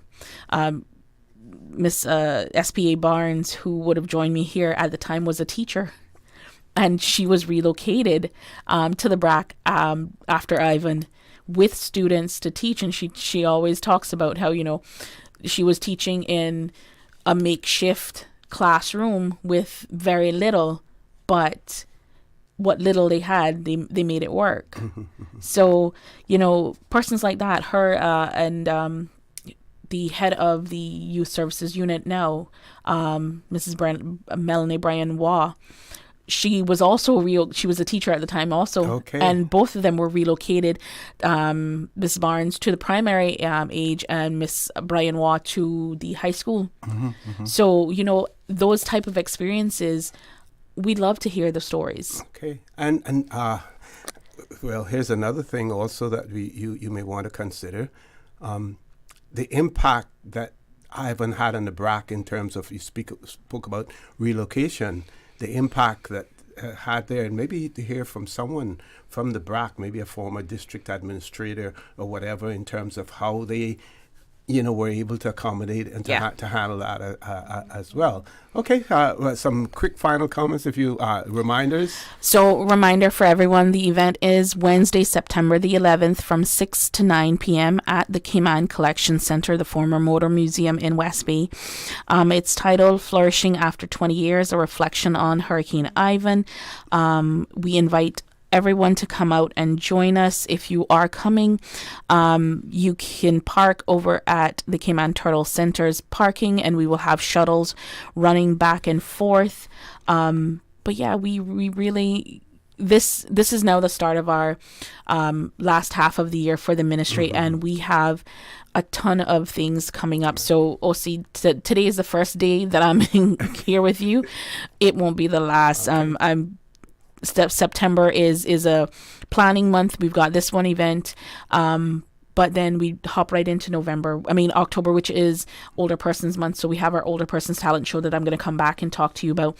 We have the Cayman Islands Folk Singers, their concert coming up on October 18th and 19th, that I'm going to come back with the folk singers and talk about things happening in November and December. So there's a lot happening in the ministry.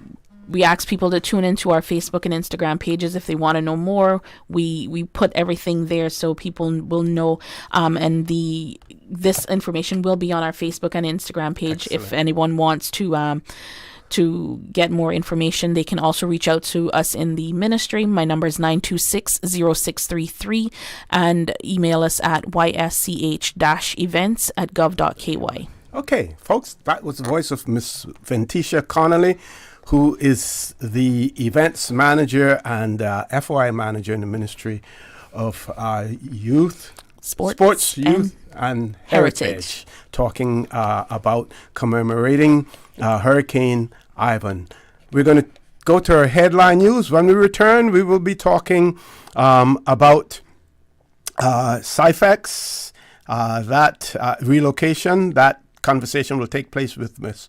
Lyneth Monteith, who's the acting chief officer in the Ministry of Education, Mr. Mark Ray, who's the director of the Department of Education Services, and Mr. Mark Seerattan, director of the Cayman Islands Further Education Center, known as CIFEC. Don't change that dial. Please stay tuned for the record. We'll be back shortly. From Radio Cayman's newsroom, this is Headlines. Local, regional, international news. The Headline News is brought to you by Kirk Market and Health Services Authority. A reminder that Caribbean Utility Company's customer service centers are closed today until 2:30 p.m. when they will reopen. Email and phone services will also be unavailable during this time.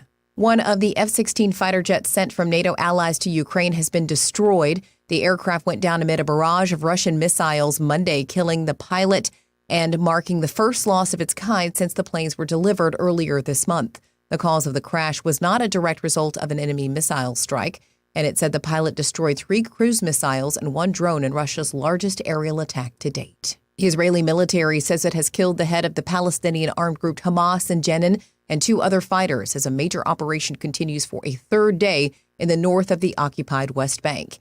Israeli security forces, quote, encountered and eliminated Wissam Qasem in a vehicle and then carried out airstrikes on, quote, 2 additional terrorists while they attempted to flee.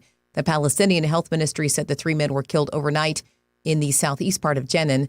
Palestinian media also reported that Israeli forces had withdrawn from the area after causing, quote, severe damage to buildings and infrastructure in the city's refugee camps. Those are your headlines. I'm Carsley Fuller. More news available at www.radiocayman.gov.ky. Check out our social media pages: Facebook, YouTube, X, formerly Twitter, Radio Cayman Headline News.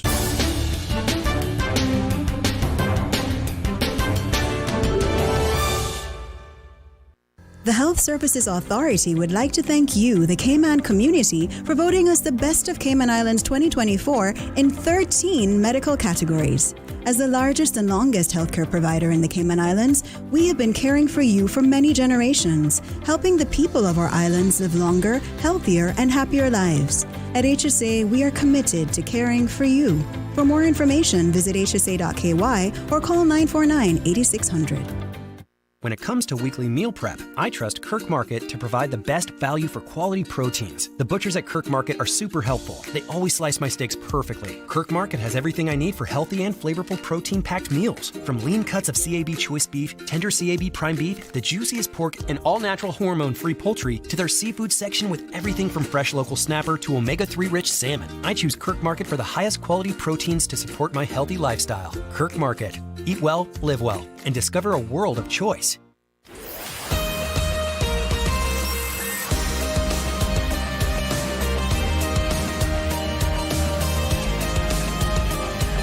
For the Record with Orrett Connor. Good morning and welcome back to For the Record. My pleasure to have in the studio with me now Miss Lyneth Monteith, who's the Acting Chief Officer in the Ministry of Education, Mr. Mark Ray, who's the Director of Department of Education Services, and Mr. Mark Seerattan.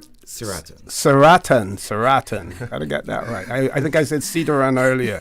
Seerattan, who's the Director of the Cayman Islands Further Education Center, known as CIFEC. Folks, good morning. Welcome to For the Record. Good morning. Good morning. Okay. Miss Lyneth, I'm going to pass the mic right over to you. First, I think I did some housekeeping earlier, but I'll do it again. If you have any questions, comments, please send them to us.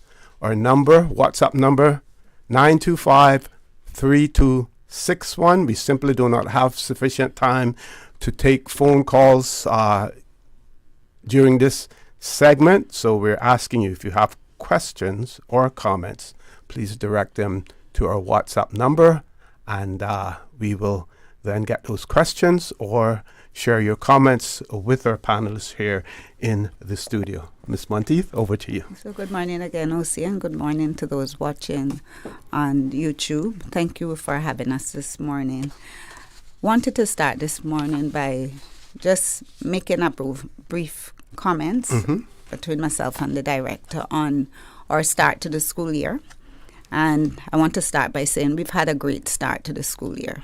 But sometimes we can focus on the things that are not so great. But I want to start this morning by saying we've had a tremendous start to our school year. And I'll ask the director to outline a few of those good things. Yeah. Absolutely. Morning, Mr. OC. Good morning again. So I think, as Ms. Lyneth said, it's important to recognize where we, need to improve on some of our service delivery. But it's also important to recognize that we have an education system that's showing progress, and we have teachers, we have students, we have parents who are working together to really improve the outcomes for our young people. So I just wanted to talk about some preliminary results that we've noticed, because we will usually put this information out in our data report later on in the year, closer to the end of the year, once we've verified everything. But preliminarily, when we were looking at our Key Stage 2 results, which were a very hot topic last year in terms of where we were, I wanted to highlight things like grammar, punctuation, and spelling for our Key Stage 2 students. We are up by 3% over last year's totals in terms of the number of students that have met the standard or exceeded the standard. So we're at 62% at a pass rate there from our preliminary look. For reading, in 2023, we were at 43%. This year, we're at 53%. So that's an increase of 10 percentage points for reading. For our writing, we're up by 2 percentage points at 48%. Mathematics up by 2 percentage points as well at 42%. But importantly, this is the metric that I think really stands out. When we look at reading, writing, and mathematics across those three, where we had last year 26%, and rightly so, we weren't where we needed to be, and it was a hot topic. This year, we've increased that percentage pass rate by 14 percentage points. So we're at 40%. So still not where we want to be, but I do want to emphasize the progress and the growth that's happening in the system. And that's due in no small part to the efforts put in by our teachers, by our students, our parents, across the board. And I wanted to highlight, and I'm not going to spend a long time on this because we are here to talk about CIFEC, but I do want to highlight a couple of schools that really stood out in terms of their achievements for our Key Stage 2 examinations.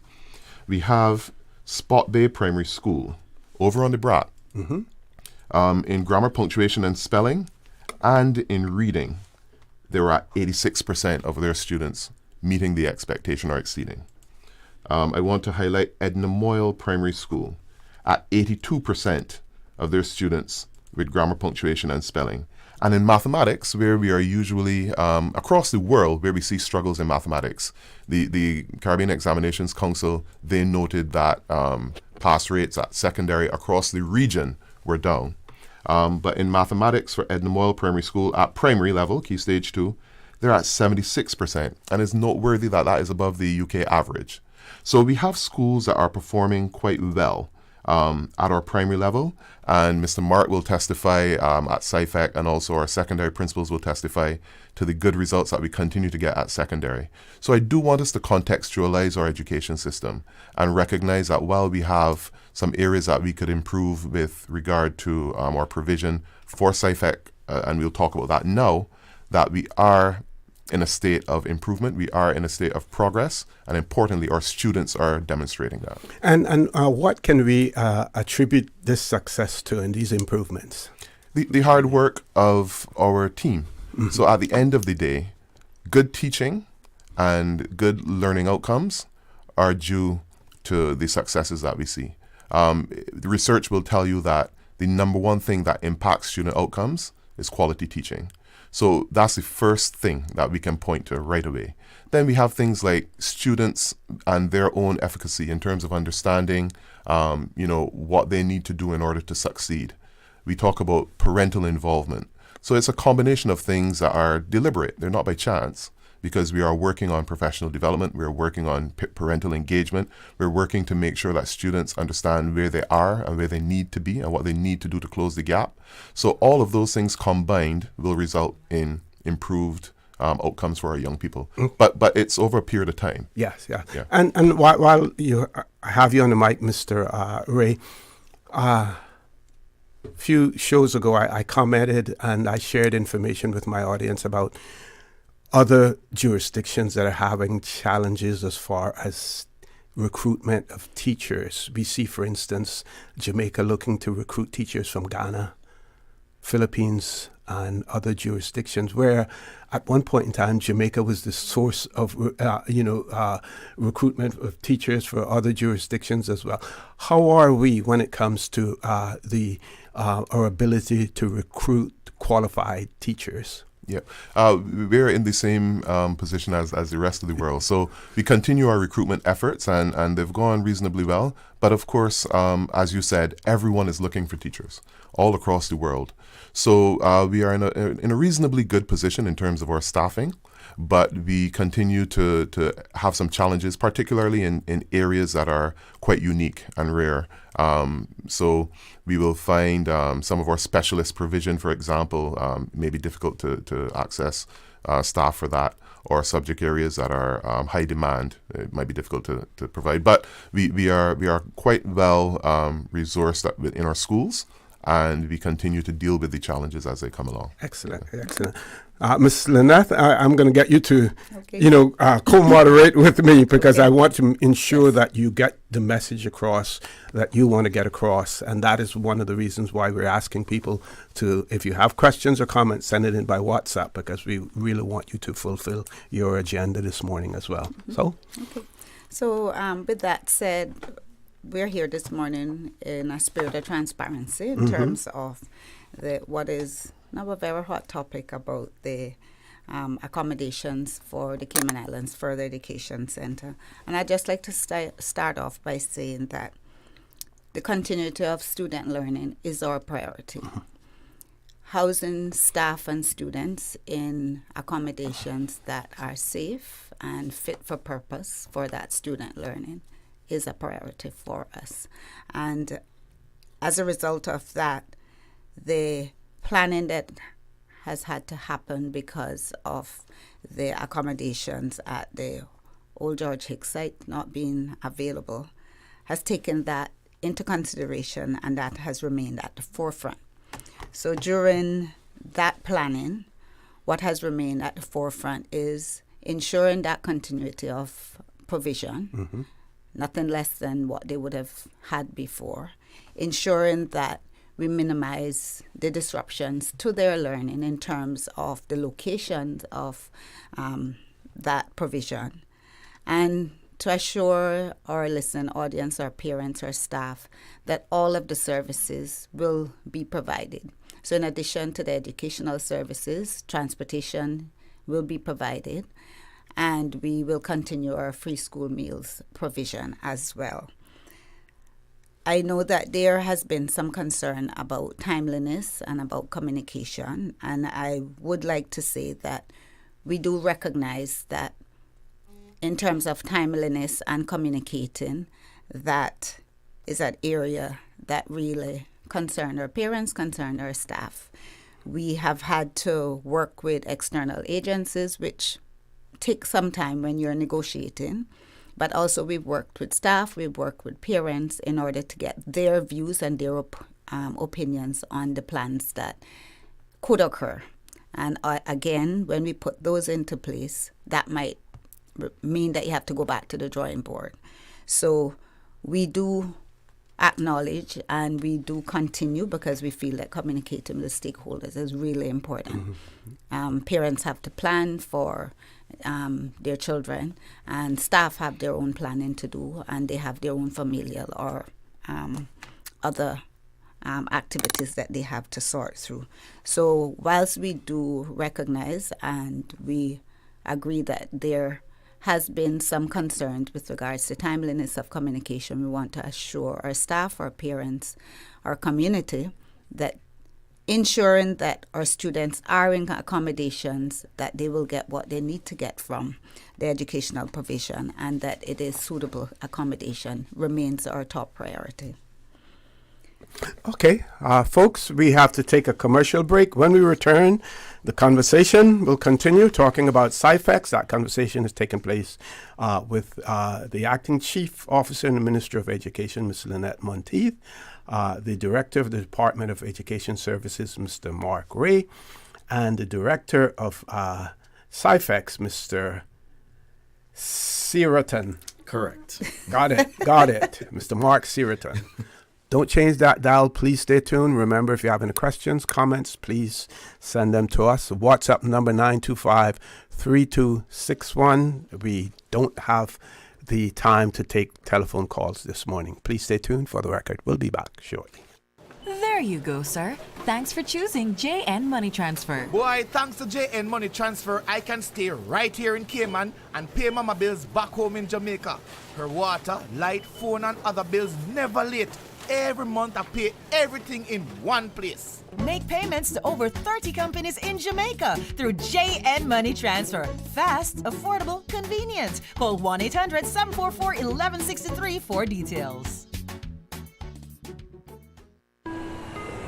You deserve a unique vacation this year, one with easy non-stop flights from Cayman. Cayman Airways offers more non-stop flights to and from the Cayman Islands than any other airline. Now you can add Panama and Los Angeles to your travel bucket list. Skip the hassle of connecting flights. Panama is just a 2-hour non-stop flight from Cayman. And Los Angeles? Get there in less than 5 hours non-stop aboard Cayman Airways. Call 949-2311 or visit CaymanAirways.com to book your Los Angeles or Panama getaway today. Accidents and illnesses can strike without warning.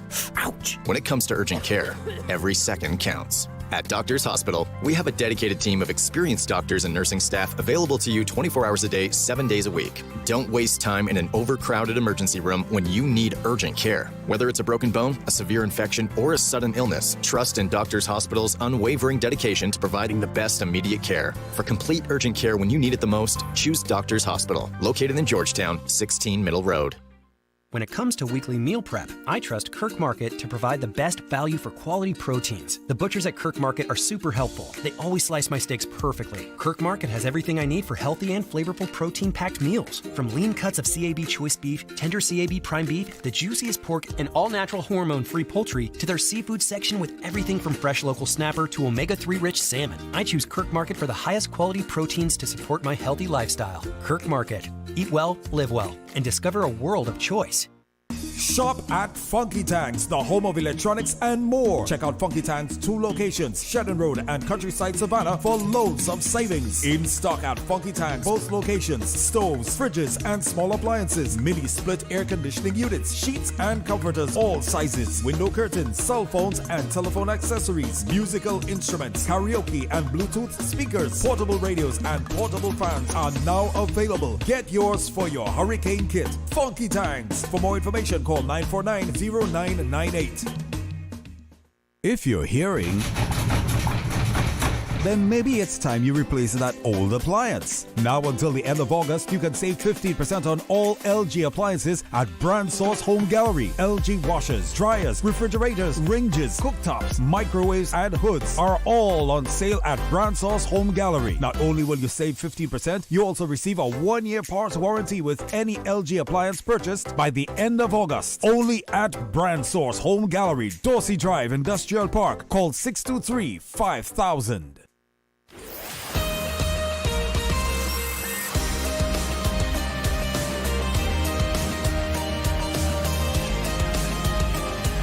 For the Record with Orrett Connor. Good morning. Welcome back to For the Record. We have representatives from the Ministry of Education as well as from the Department of Education Services and CIFEC in the studio with us. We're talking about the temporary relocation of CIFEC, and I have my co-host in the studio with me, Ms. Lyneth, because there are direct messages that we want to get out to our listening and viewing audience. Ms. Lyneth noted earlier that this has become a topical issue in the Cayman Islands. They want to be transparent about what is actually taking place, and in our effort to provide that transparency, we're going to continue with the conversation. Yes. Thank you, Osi. And thank you for leading in with, this is a temporary relocation. Mm-hmm. We will continue to work on the space that they will move into as soon as possible. I think you had a few WhatsApp messages. Yes. We're going to address those. One was about the impact of summer school, so I'd ask Mark to just speak to that. Sure, yeah. So one of the things that we've done over the last 2 years is we've identified students at, in 2020, summer of 2023, we identified students who were in year 6 who were not meeting the standard, who were just below the expected standard, and we put on a summer school program for them, which saw them taking part in a 2-week initiative over the summer last year, and that translated into their year 7 performance when they went into secondary school. When we looked at the outcome from that and the feedback from parents and students and the teachers facilitating summer school, they made a couple of recommendations which we adjusted for 2024's delivery of summer school. We expanded it to year 4, 5, and 6 students, and we expanded the number of weeks to 3 weeks. Okay. And what we saw significant gains in that 3-week period for students who were performing just below the expected standard. The tools that were utilized, we had not just in-person teaching, but we actually used AI tools in mathematics, and we had a number of interventions in literacy and also projects across STEM. And the students rather enjoyed the delivery of the summer school program. And I don't have the results in front of me, unfortunately, because I wasn't coming expecting to speak on summer school. But we can definitely show the number of the gains that students have achieved. So, for example, in terms of the number of percentage points that they moved over summer school, you would expect an increase of a year's worth of achievement by the end of an academic year, but in 3 weeks we saw some students doing 1.5 years, 2 years, 3 years in terms of their pre and post assessments. So the summer school program has been beneficial to our students, and we should see the impact of that as they move into their next years when they started in yesterday, really, or day before, sorry. The other point that was made on WhatsApp was a question around the 42% that I mentioned and the fact that that translates to 58% that did not meet expectation. And I do want to contextualize it because worldwide, we are seeing drops in mathematics achievement. At our secondary level, for example, the Caribbean Examinations Council reported a 36% pass rate for mathematics. Countries that traditionally do extremely well are reporting 33% and lower pass rates. What we are seeing, and I'm not speaking now at secondary level, but what we are seeing at primary as well now across the world is also a struggle in mathematics and countries reporting dips. We are reporting, albeit minor, an increase. So our trajectory is in the right direction. As I said before, it's not where we want to be, it's not where we need to be, but when we look at the trends and when we look at the interventions that are being put in place, we are projecting within a 3 to 5 year period that we're seeing that mathematics rise above 50% and into the 60s.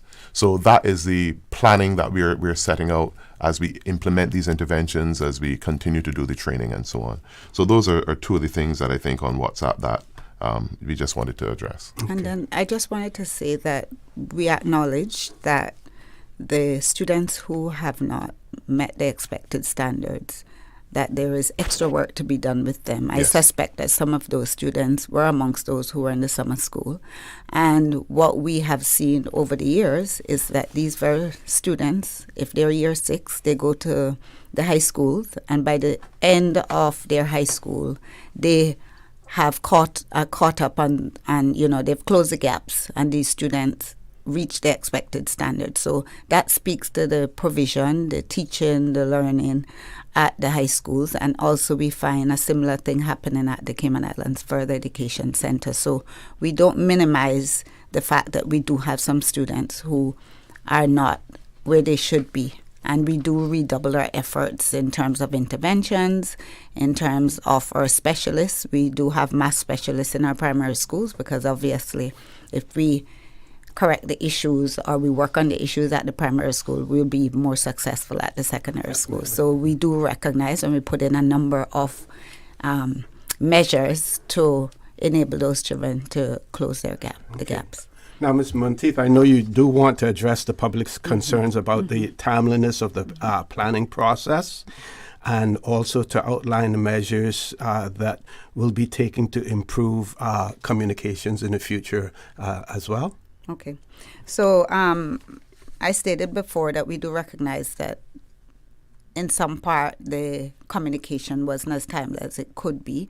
Some of those reasons, there was a variety of reasons for that, and we do take ownership of the fact that it wasn't. And we will certainly, with collaboration, and it's about a lot of collaboration with our stakeholders, with our staff, with our parents, with persons external to us, would want to increase that collaboration and ensure that as we go step by step, the relevant persons get the information that they need. It might not be information that is as positive as they want to hear, but at least they will get the information to say, this is where we are in the plans, this is what we intend to do. This is the estimated time that we will cover that. So we do elect to improve on that as well as continue our collaboration with our stakeholders. Okay. Now, we know that there are probably some of our listeners out there who don't really know what CIFEC is all about, and we want to bring the director into the conversation as well. And maybe we can start out by explaining, what the CIFEC program is all about. Yes. Good morning, everyone. CIFEC, Cayman Islands Further Education Center, or the Year 12 program that we have. It is compulsory schooling for our students in the government system, and we usually we do get our students from Clifton Hunter High School and John Gray High School. We do get a few from Lehman Scott as well, students who do want to come down to take part in some of the provision that we do have on our end. it's a unique experience for the kids. Our model is slightly different from what you will find at the other government schools. We are just a one-year program, year 12, and many of us, let's just start. All students who belong to year 12 are considered as CIFEC students. Now, there are different pathways that students can take once they belong to year 12. We have some students who have met what we call the dual enrollment requirement, where they achieve minimum 5 level 2 passes, including math and English at level 2. These students are given the opportunity to continue their education at one of the other institutions on island. So we do have a group of students who head over to the University College, UCCI, once they meet the requirements so that they can start the associates program across there. I should say they have a number of associates programs that they run, and we have students who also go to the private schools to do the advanced level program as well. All right, so we do have students going to St. Ignatius. We have students going to Cayman Prep as well. Now, some of our students do not meet that requirement, but they want to continue their education. So at that point in time, when they do get into year 12, they don't meet the necessary requirements to attend those institutions.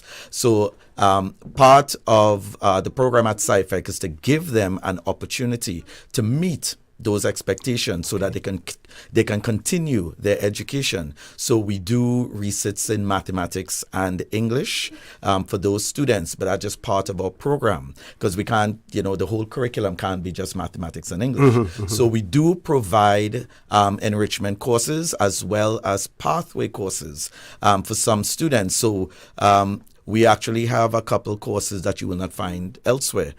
We did registration over the last 2 days, where we had parents and students coming in, and we had a conversation, because myself and my deputy director, Mrs. Rankin-Law, our desk was the dual enrollment desk. So when the students come in, there's a form that they have to sign out to say that they've been approved for dual enrollment, so that they can take that form now to the other institutions, educational institutions, to say that they have been approved, to attend those institutions. But those institutions still have to give the approval, to say that they are able to meet those requirements, because they have their own requirements as well in order to get in. And we had some students, very, very good passes. We're talking about students with multiple ones and so on, and standing with their parents. And, they come in, they want to have that conversation. So my child wants to come to CIFEC. All right. So you talk to the child, well, why do you want to come to CIFEC? I noticed that you have ones in maths, you have ones in English. You can, and you can go to any of the other institutions to continue. I want to do creative media. So I have to stop and say, well, it's CIFEC then, because there is no other institution where they can actually move up. We offer a level 3 creative media course for them, which is equivalent to A-level, that you will not find in any of the other schools. Okay, I'm going to interrupt you to go to a commercial break, but when we, on the other side of the commercial break, I want to come back to you, want you to talk about your staff complement that you have there and the environment that you're in, and what has necessitated the relocation, and what are your visions are in terms of returning to that environment as well. Folks, don't change that dial. Please stay tuned for the record. We'll be back shortly. You deserve a unique vacation this year, one with easy non-stop flights from Cayman. Cayman Airways offers more non-stop flights to and from the Cayman Islands than any other airline. Now you can add Panama and Los Angeles to your travel bucket list. Skip the hassle of connecting flights. Panama is just a 2-hour non-stop flight from Cayman. And Los Angeles? Get there in less than 5 hours non-stop aboard Cayman Airways. Call 949-2311 or visit CaymanAirways.com to book your Los Angeles or Panama getaway today. You can now renew your driver's license or motor vehicle license online, and you don't need an ESID number. It's as easy as 1, 2, 3. Visit www.dvdl.gov.ky. West Bay Pharmacy in Centennial Towers, a compounding story. I don't think people realize how pain creeps into your life. It has a way of robbing your strength. I really don't like taking prescription medication orally. West Bay Pharmacy in Centennial Towers. They understand. When it comes to compounded medication, it's personal. So whenever there's a problem with some medication or treatments that's not working right, then a physician will call me and say, hey, they're having bad side effects from this medication. Compounding pain cream changed the game. Made special for me. Significant pain relief in the form of a cream. That is a new experience for me. It's changed his life. It worked. Ask your pharmacist or healthcare provider about compounding at West Bay Pharmacy in Centennial Towers. Call 914-6449. If you're hearing,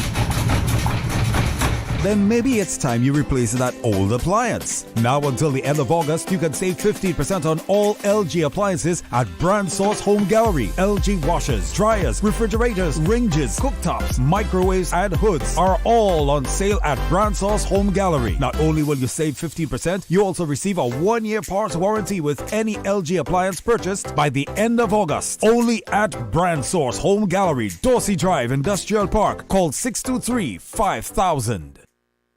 The Ministry of Education and the Passport and Corporate Services Office remind all students traveling to and from school overseas to ensure their passports are valid for both travel and entry into their destination country. Passports should be renewed at least 10 weeks before departure, and any necessary student visas must be obtained. For passport services, contact the Passport and Corporate Services Office at 649-7678. For Ministry of Education scholarship inquiries, contact scholarships@gov.ky. This message is brought to you by the Ministry of Education and the Passport and Corporate Services Office.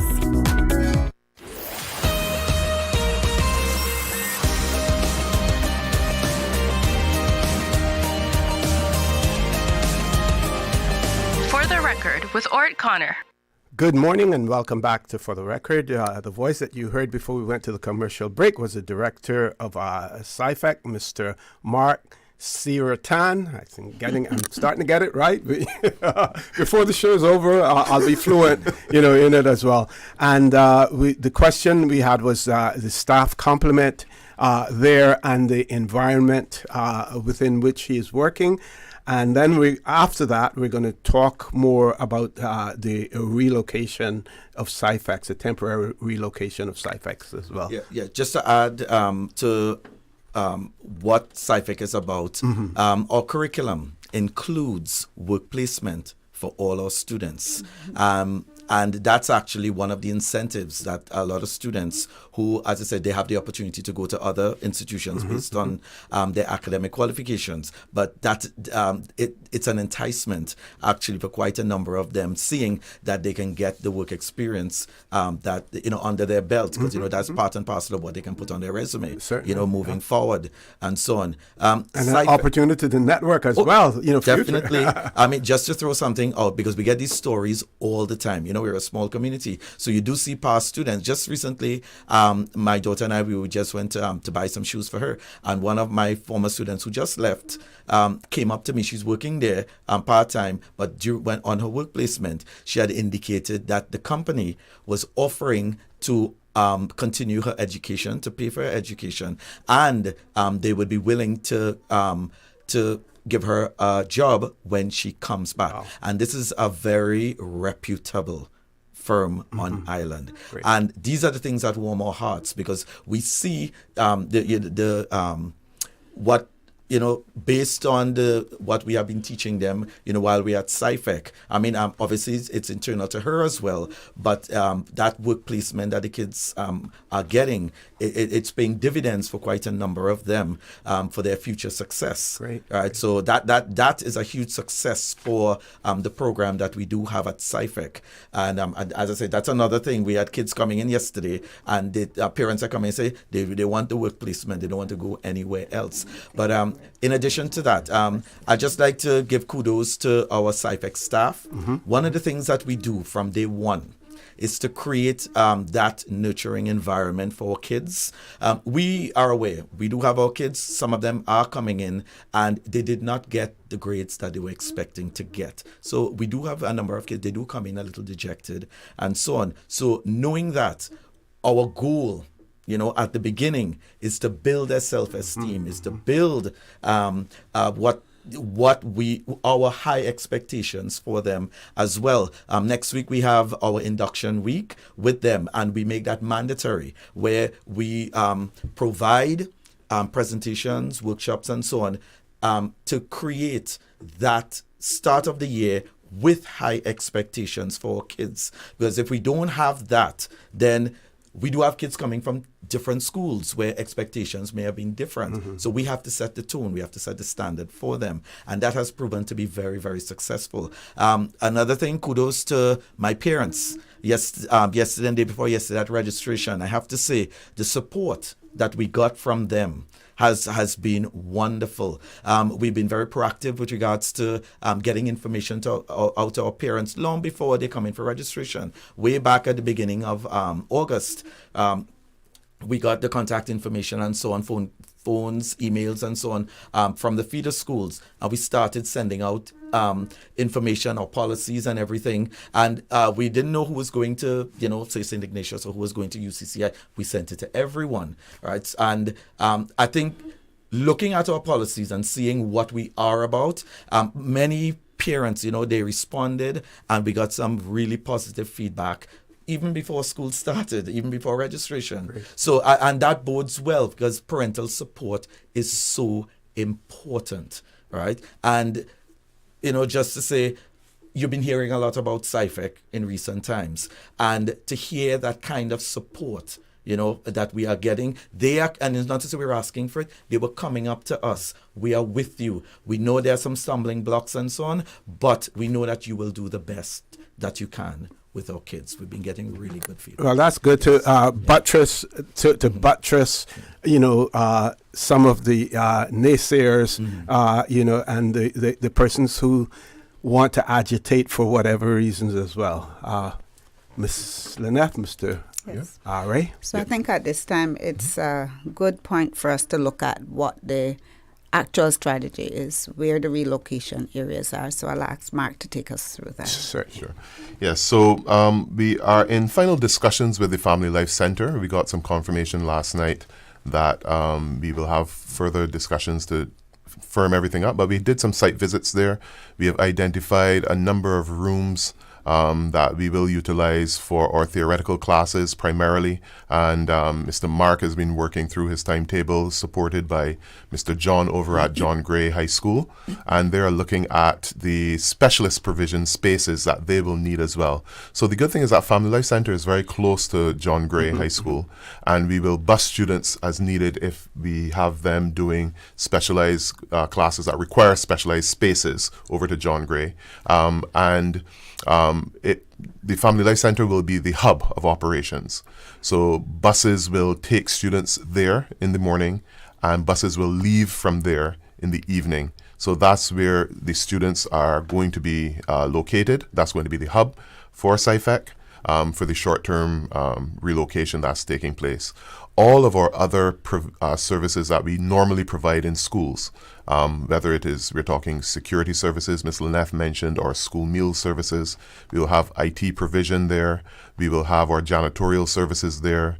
We will make sure that the child protection safeguards are in place there. So all of those things will be enforced at the temporary location as well. In looking at how we can kind of deliver in a unique and interesting manner for our students, we have also identified some additional spaces that aren't too far away, and we are going to confirm that because we will have those in place if we need any additional overflow spaces. It's quite a nice space, and in discussion, we'll have some further discussion with Mr. Mark. I believe you did a site visit yesterday, Mr. Mark, and depending on how we kind of plan out the programs for the students, we do see some opportunities for some collaborative work in some of those spaces. So, but we haven't finalized that as yet, but we have entered final discussions with Family Life Center, and we'll have the school operating from that site. Mm-hmm. Yeah. So it's important for parents, for community to understand that Mr. Seerattan spoke about having registration. That's what normally happens. He also spoke about having the induction days. Mm-hmm. That is also what normally happens. So there's no break in what normally happens. Yes. What we're dealing with is the locations for the start of school, which will start as it normally would. I think there was a text about ensuring that it doesn't happen again. Mm-hmm. Once CIFEC is in their home, they won't be moving again unless there's some other plan down the road, years down the road. So certainly we wouldn't envisage this happening again. Mm-hmm. And when is it expected that they will be in their home? So we have a number of timelines that we're working with the project team on. And we are looking at, we're in the process now of having some final inspections on the site. And once we hear back from BCU in planning, we will know if there's anything we need to tweak.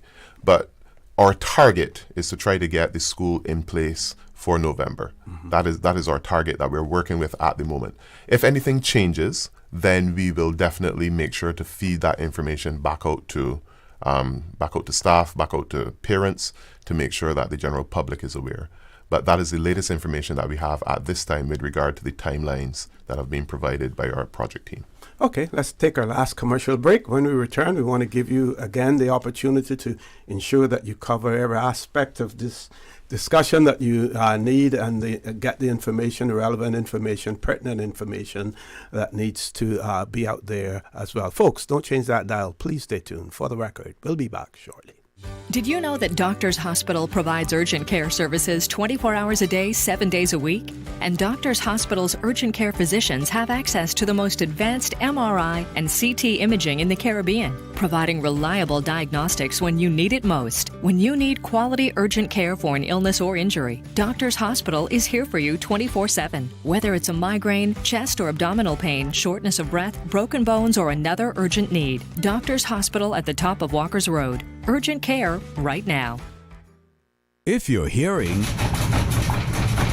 then maybe it's time you replace that old appliance. Now until the end of August, you can save 15% on all LG appliances at Brand Source Home Gallery. LG washers, dryers, refrigerators, ranges, cooktops, microwaves, and hoods are all on sale at Brand Source Home Gallery. Not only will you save 15%, you also receive a 1-year parts warranty with any LG appliance purchased by the end of August. Only at Brand Source Home Gallery, Dorsey Drive, Industrial Park. Call 623-5000. At Kirk's Home Center, we can make your life much better. We got it all together. We got a great deal in store for you. From cookware to stereos, from power tools to plumbing supplies. Yeah, we got the best goods with the best price and a service to make you smile. Kirk's Home Center, we got a great deal in store for you. Shop at Funky Tanks, the home of electronics and more. Check out Funky Tanks' 2 locations, Seerattan Road and Countryside Savannah, for loads of savings. In stock at Funky Tanks, both locations, stoves, fridges and small appliances, mini split air conditioning units, sheets and comforters, all sizes, window curtains, cell phones and telephone accessories, musical instruments, karaoke and Bluetooth speakers, portable radios and portable fans are now available. Get yours for your hurricane kit. Funky Tanks. For more information, call 949-0998.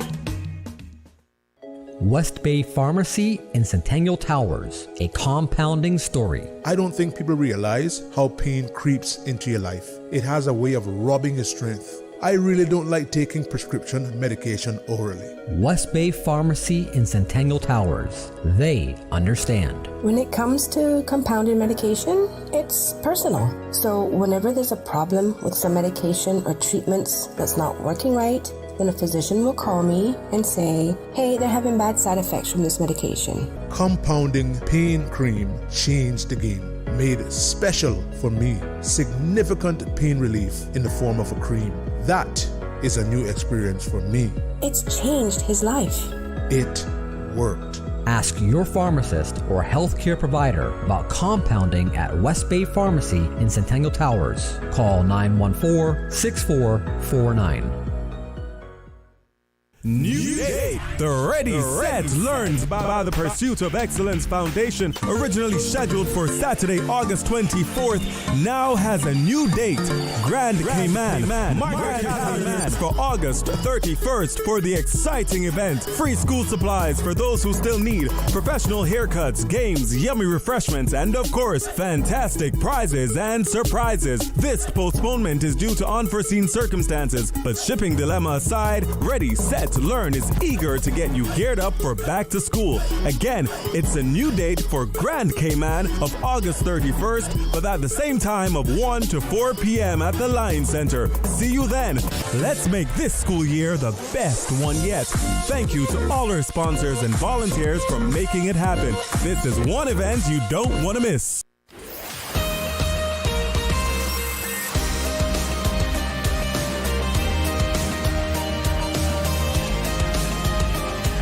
For the Record with Orrett Connor. Good morning and welcome back to For the Record. We're on the last leg of the show this morning. You heard Miss Lyneth Monteith, the Acting Chief Officer in the Ministry of Education, talking about getting out front on this story in relation to the temporary relocation of CIFEC and their effort to be transparent in terms of what is happening. One of our listeners sent a WhatsApp message, and they said this was their final question. Why don't we have local teachers training program here as we do for nurses? And then I sent something saying, a message replying, that's a discussion for another time, but we're going to cover it now because surprise, surprise, surprise, Ms. Lyneth, Mr. Mark Ray, do we have a local teacher training program? So we certainly do. It's a program at the University College of the Cayman Islands, and at the recent graduation, I don't want to be incorrect on the numbers, but we had at least 5 or 6 graduates. They would be qualified primary school teachers. The focus is on elementary, some of whom are in our government system. So they've progressed along with their qualifications and would be able to start in our system as teachers. So the program is there. It is a very good program, and it is growing, and each year we look with interest at the graduates and do reach out to, if they're not a part of our education system already, to make them a part of the system. Excellent, excellent. And if I know we're pressed for time, No, but I just wanted you- to add to that. We've had some internal discussion as well. I've had some conversation with our Deputy Chief Officer, Mr. Jerome McCoy, who has responsibility for adult education. And we were talking about scholarships and the fact that we give a little more to students who want to do education degrees, but also the fact that we're going to be more proactive in engaging with our local students who are interested in teaching, to make sure that we already track them when they are in school, and we have a very strong newly qualified teacher program where they're placed with mentors in our school and so on. So we do have that in place already. But we want to enhance it and make sure that we're tracking them and providing opportunities for them to have touch points throughout their actual studies. So even thinking about mentoring while they're actually in school, even before they get back to be placed with a mentor. So there are a number of things we're discussing to make sure that we can continue to encourage our Caymanian teachers, well, first, our Caymanians to be trained as teachers, support them throughout the process, and make sure that there are pathways for them to enter the education system and progress through the education system. Okay.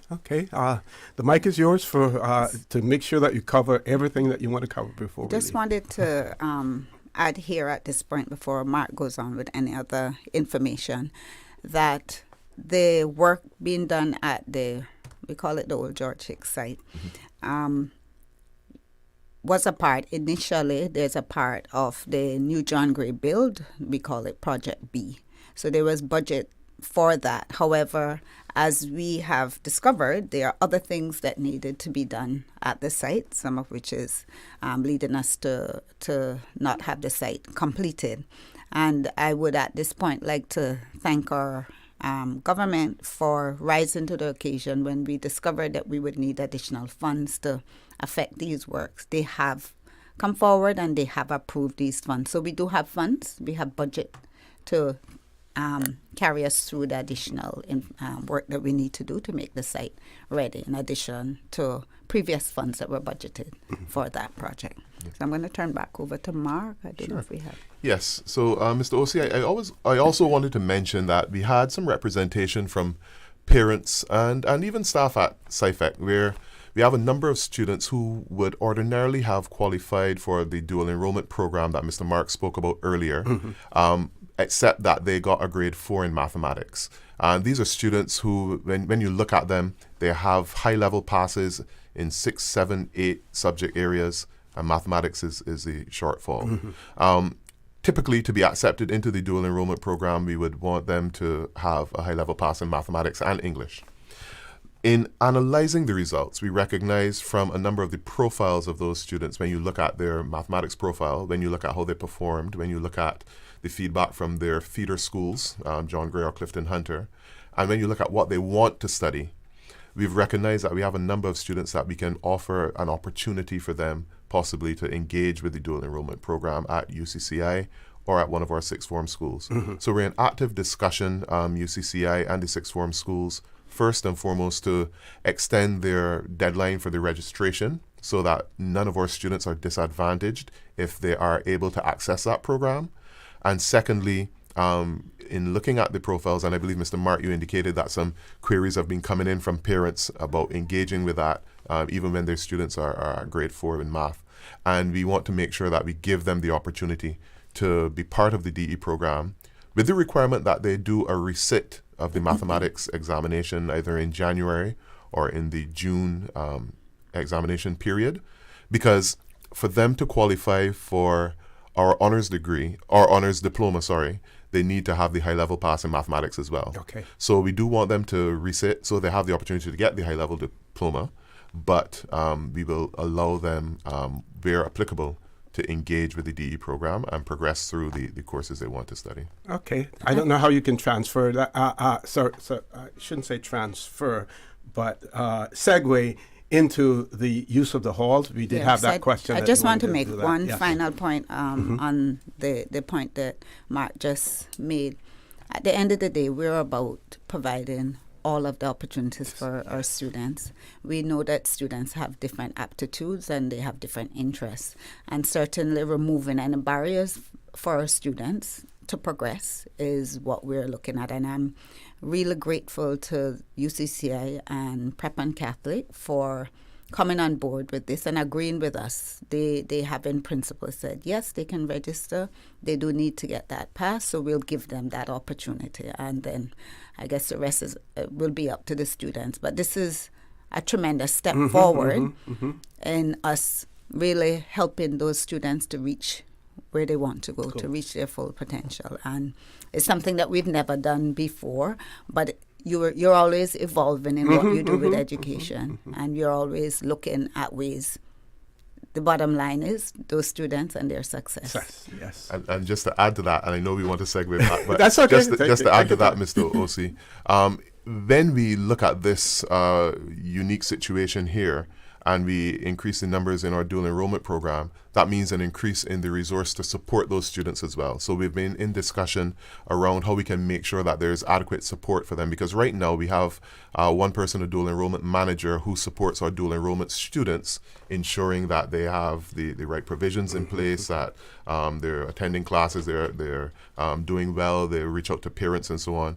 But if we're increasing the numbers, we have to make sure that we have additional support for that person. So we are already discussing how we can ensure that that provision is in place so that the students get the support that they need and the staff are in a position, not overburdened, but in a position to provide good advice, good support to make sure that they achieve in that dual enrollment provision. Okay, if you can just speak about the use of the hall, and then we really want to close off. I want Mr. Seerattan to really, again, talk about CIFEC's, highlight its virtues and everything, and for those persons who really don't know what the whole program is all about, to ensure and assure them that this is a high quality education that is being offered to them to the students in order for them to move on as well. Okay, so I'll be very quick in terms of the use of the hall, because Mr. Mark and his team are working through the timetabling and based on what they receive from the registrations and so on. But the hall is there practically as classrooms in a sense, right? So the hall will be there. Meals will be served from there. That will be, like I said, the hub for all operations. But in terms of the timetabling and the collaboration between what is happening at Family Life Center and at John Gray on their provision, we'll have John Gray from about 2 o'clock in the afternoon, I believe, Mr. Mark. So the timetabling is still being finalized based on everything that they got from registration and what students have indicated they want to do, but the hall will be a resource for classroom spaces. Mr. Mark, I don't know if there's anything to add to that or if you want to jump into the virtues. Yeah.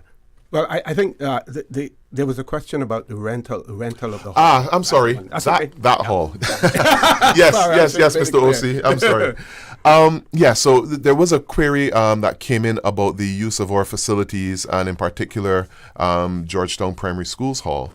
And I would want to say, as normal, we do have rentals of facilities to the community. We recognize that our school facilities have always been intended to be community resources as well. And they serve a number of purposes, from sporting to church operations to service club activities, a whole range of things. We know first and foremost that those facilities are school facilities.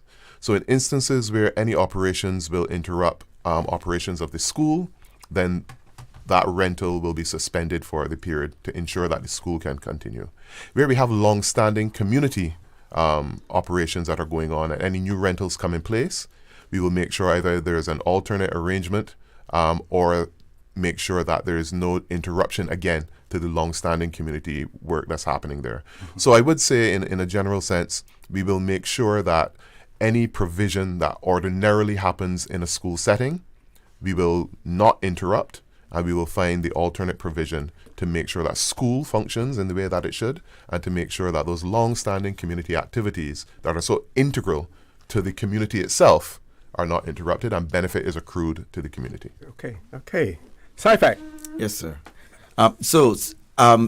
Just to add to what I was saying earlier, CIFEC, it's not like a stopgap year to say that, it's just a holding area for the kids. The goal is to provide value added from when they come in to when they leave. And one of the big parts of it, we spoke about building kids' self-esteem. We have so many kids, they come in lacking, that idea that, they can speak on their own and stuff like that. So it's helping to build their self-esteem because we have so many kids at the end of it. Because, when we have our first assembly, we speak to the kids. Look at where you are right now, right? What is the picture in your head as to where you want to be at this point in time? But you're not just looking at the end of the year. Where do you see yourself in 5 years? What's the picture 10 years from now? All right. We have programs by us. We have the water sports program that we run as well with one of the water sports company. And we have students who are getting certified in diving, as part of that program. We have health and social care as one of the courses that we do, and it's done in collaboration, the class in collaboration with HSA, where we have the healthcare aid program, where we certify students as healthcare aid practitioners. And some of them actually use that to be able to get into the same nursing program that you spoke about. To get into that program, you have to be 18. So most of them are not of the age to jump straight into the program. So, they use our year to get that practical experience because they do work at the hospital, as well. And we thank HSA for partnering with us on that. So it's quite a number of areas. And just to mention, I spoke about creative media. Our creative media teacher took 2 students to the airport just recently, and 2 students that she had from CIFEC, and they were heading to university. Wow. And it was because they were doing the level 3 course at CIFEC, right? So there's a lot of value added that comes out of our students. Excellent. Miss Lyneth, any closing comments? Yeah, I would just like to thank all of our stakeholders, the staff and the director, CIFEC, our parents, our community who have offered suggestions for us, the staff at the ministry and the staff at Department of Education Services, who together have provided the information we needed, and also the aforementioned external entities that we will be engaging with to make this a temporary relocation happen. We really do appreciate all of your efforts as we collectively have the same goal, and that is our students. Okay, and I just want to say, folks, it is much easier to tear down than to build up, and we really, really want to continue to build things up in the Cayman Islands rather than being, yes, you can be offer criticism. Constructive criticism usually is, much more productive than just trying to tear things down as well. And I want to commend the Department of Education Services, the Ministry of Education, for getting out front with this. And I want to say that certainly my platform here, for the record, always available. We will try to accommodate you in whatever way we can. When there's something that you want to lean into, sorry, I just leaned into the mic. Things that you may want to lean into, and we're here to facilitate that, as well. We're not going to be confrontational because we're looking to solve problems, not to create them as well. So, folks, gone 5 minutes over, but I want to say to you, have a great day. Remember, we are our brothers and our sisters' keepers. There is always someone out there who's less fortunate than we are. So you should extend a helping hand to them. If you can't do that, then I suggest you donate to a worthy charity, because we always want to consider those who need, not necessarily those who want or even those who crave. So have a great day. Have a great weekend. Join Sterling Dwayne Banks at 12:15 for Talk Today. And as usual, we ask the good Lord to bless these three beautiful, wonderful Cayman Islands. For the record, proudly brought to you by Brand Source Home Gallery, inspiring luxury, and JN Money. From abroad to yard, fast, affordable, convenient. Doctors Hospital. Peace of mind is important when life happens. Doctors Hospital, always there for you. Call 949-6066. And Cayman Airways, call them on 949-2311 to book your nonstop flights to Los Angeles and Panama. And Kirk Market, experience a world of choice. We are Radio Cayman, covering Cayman Brac, Little Cayman, and Grand Cayman.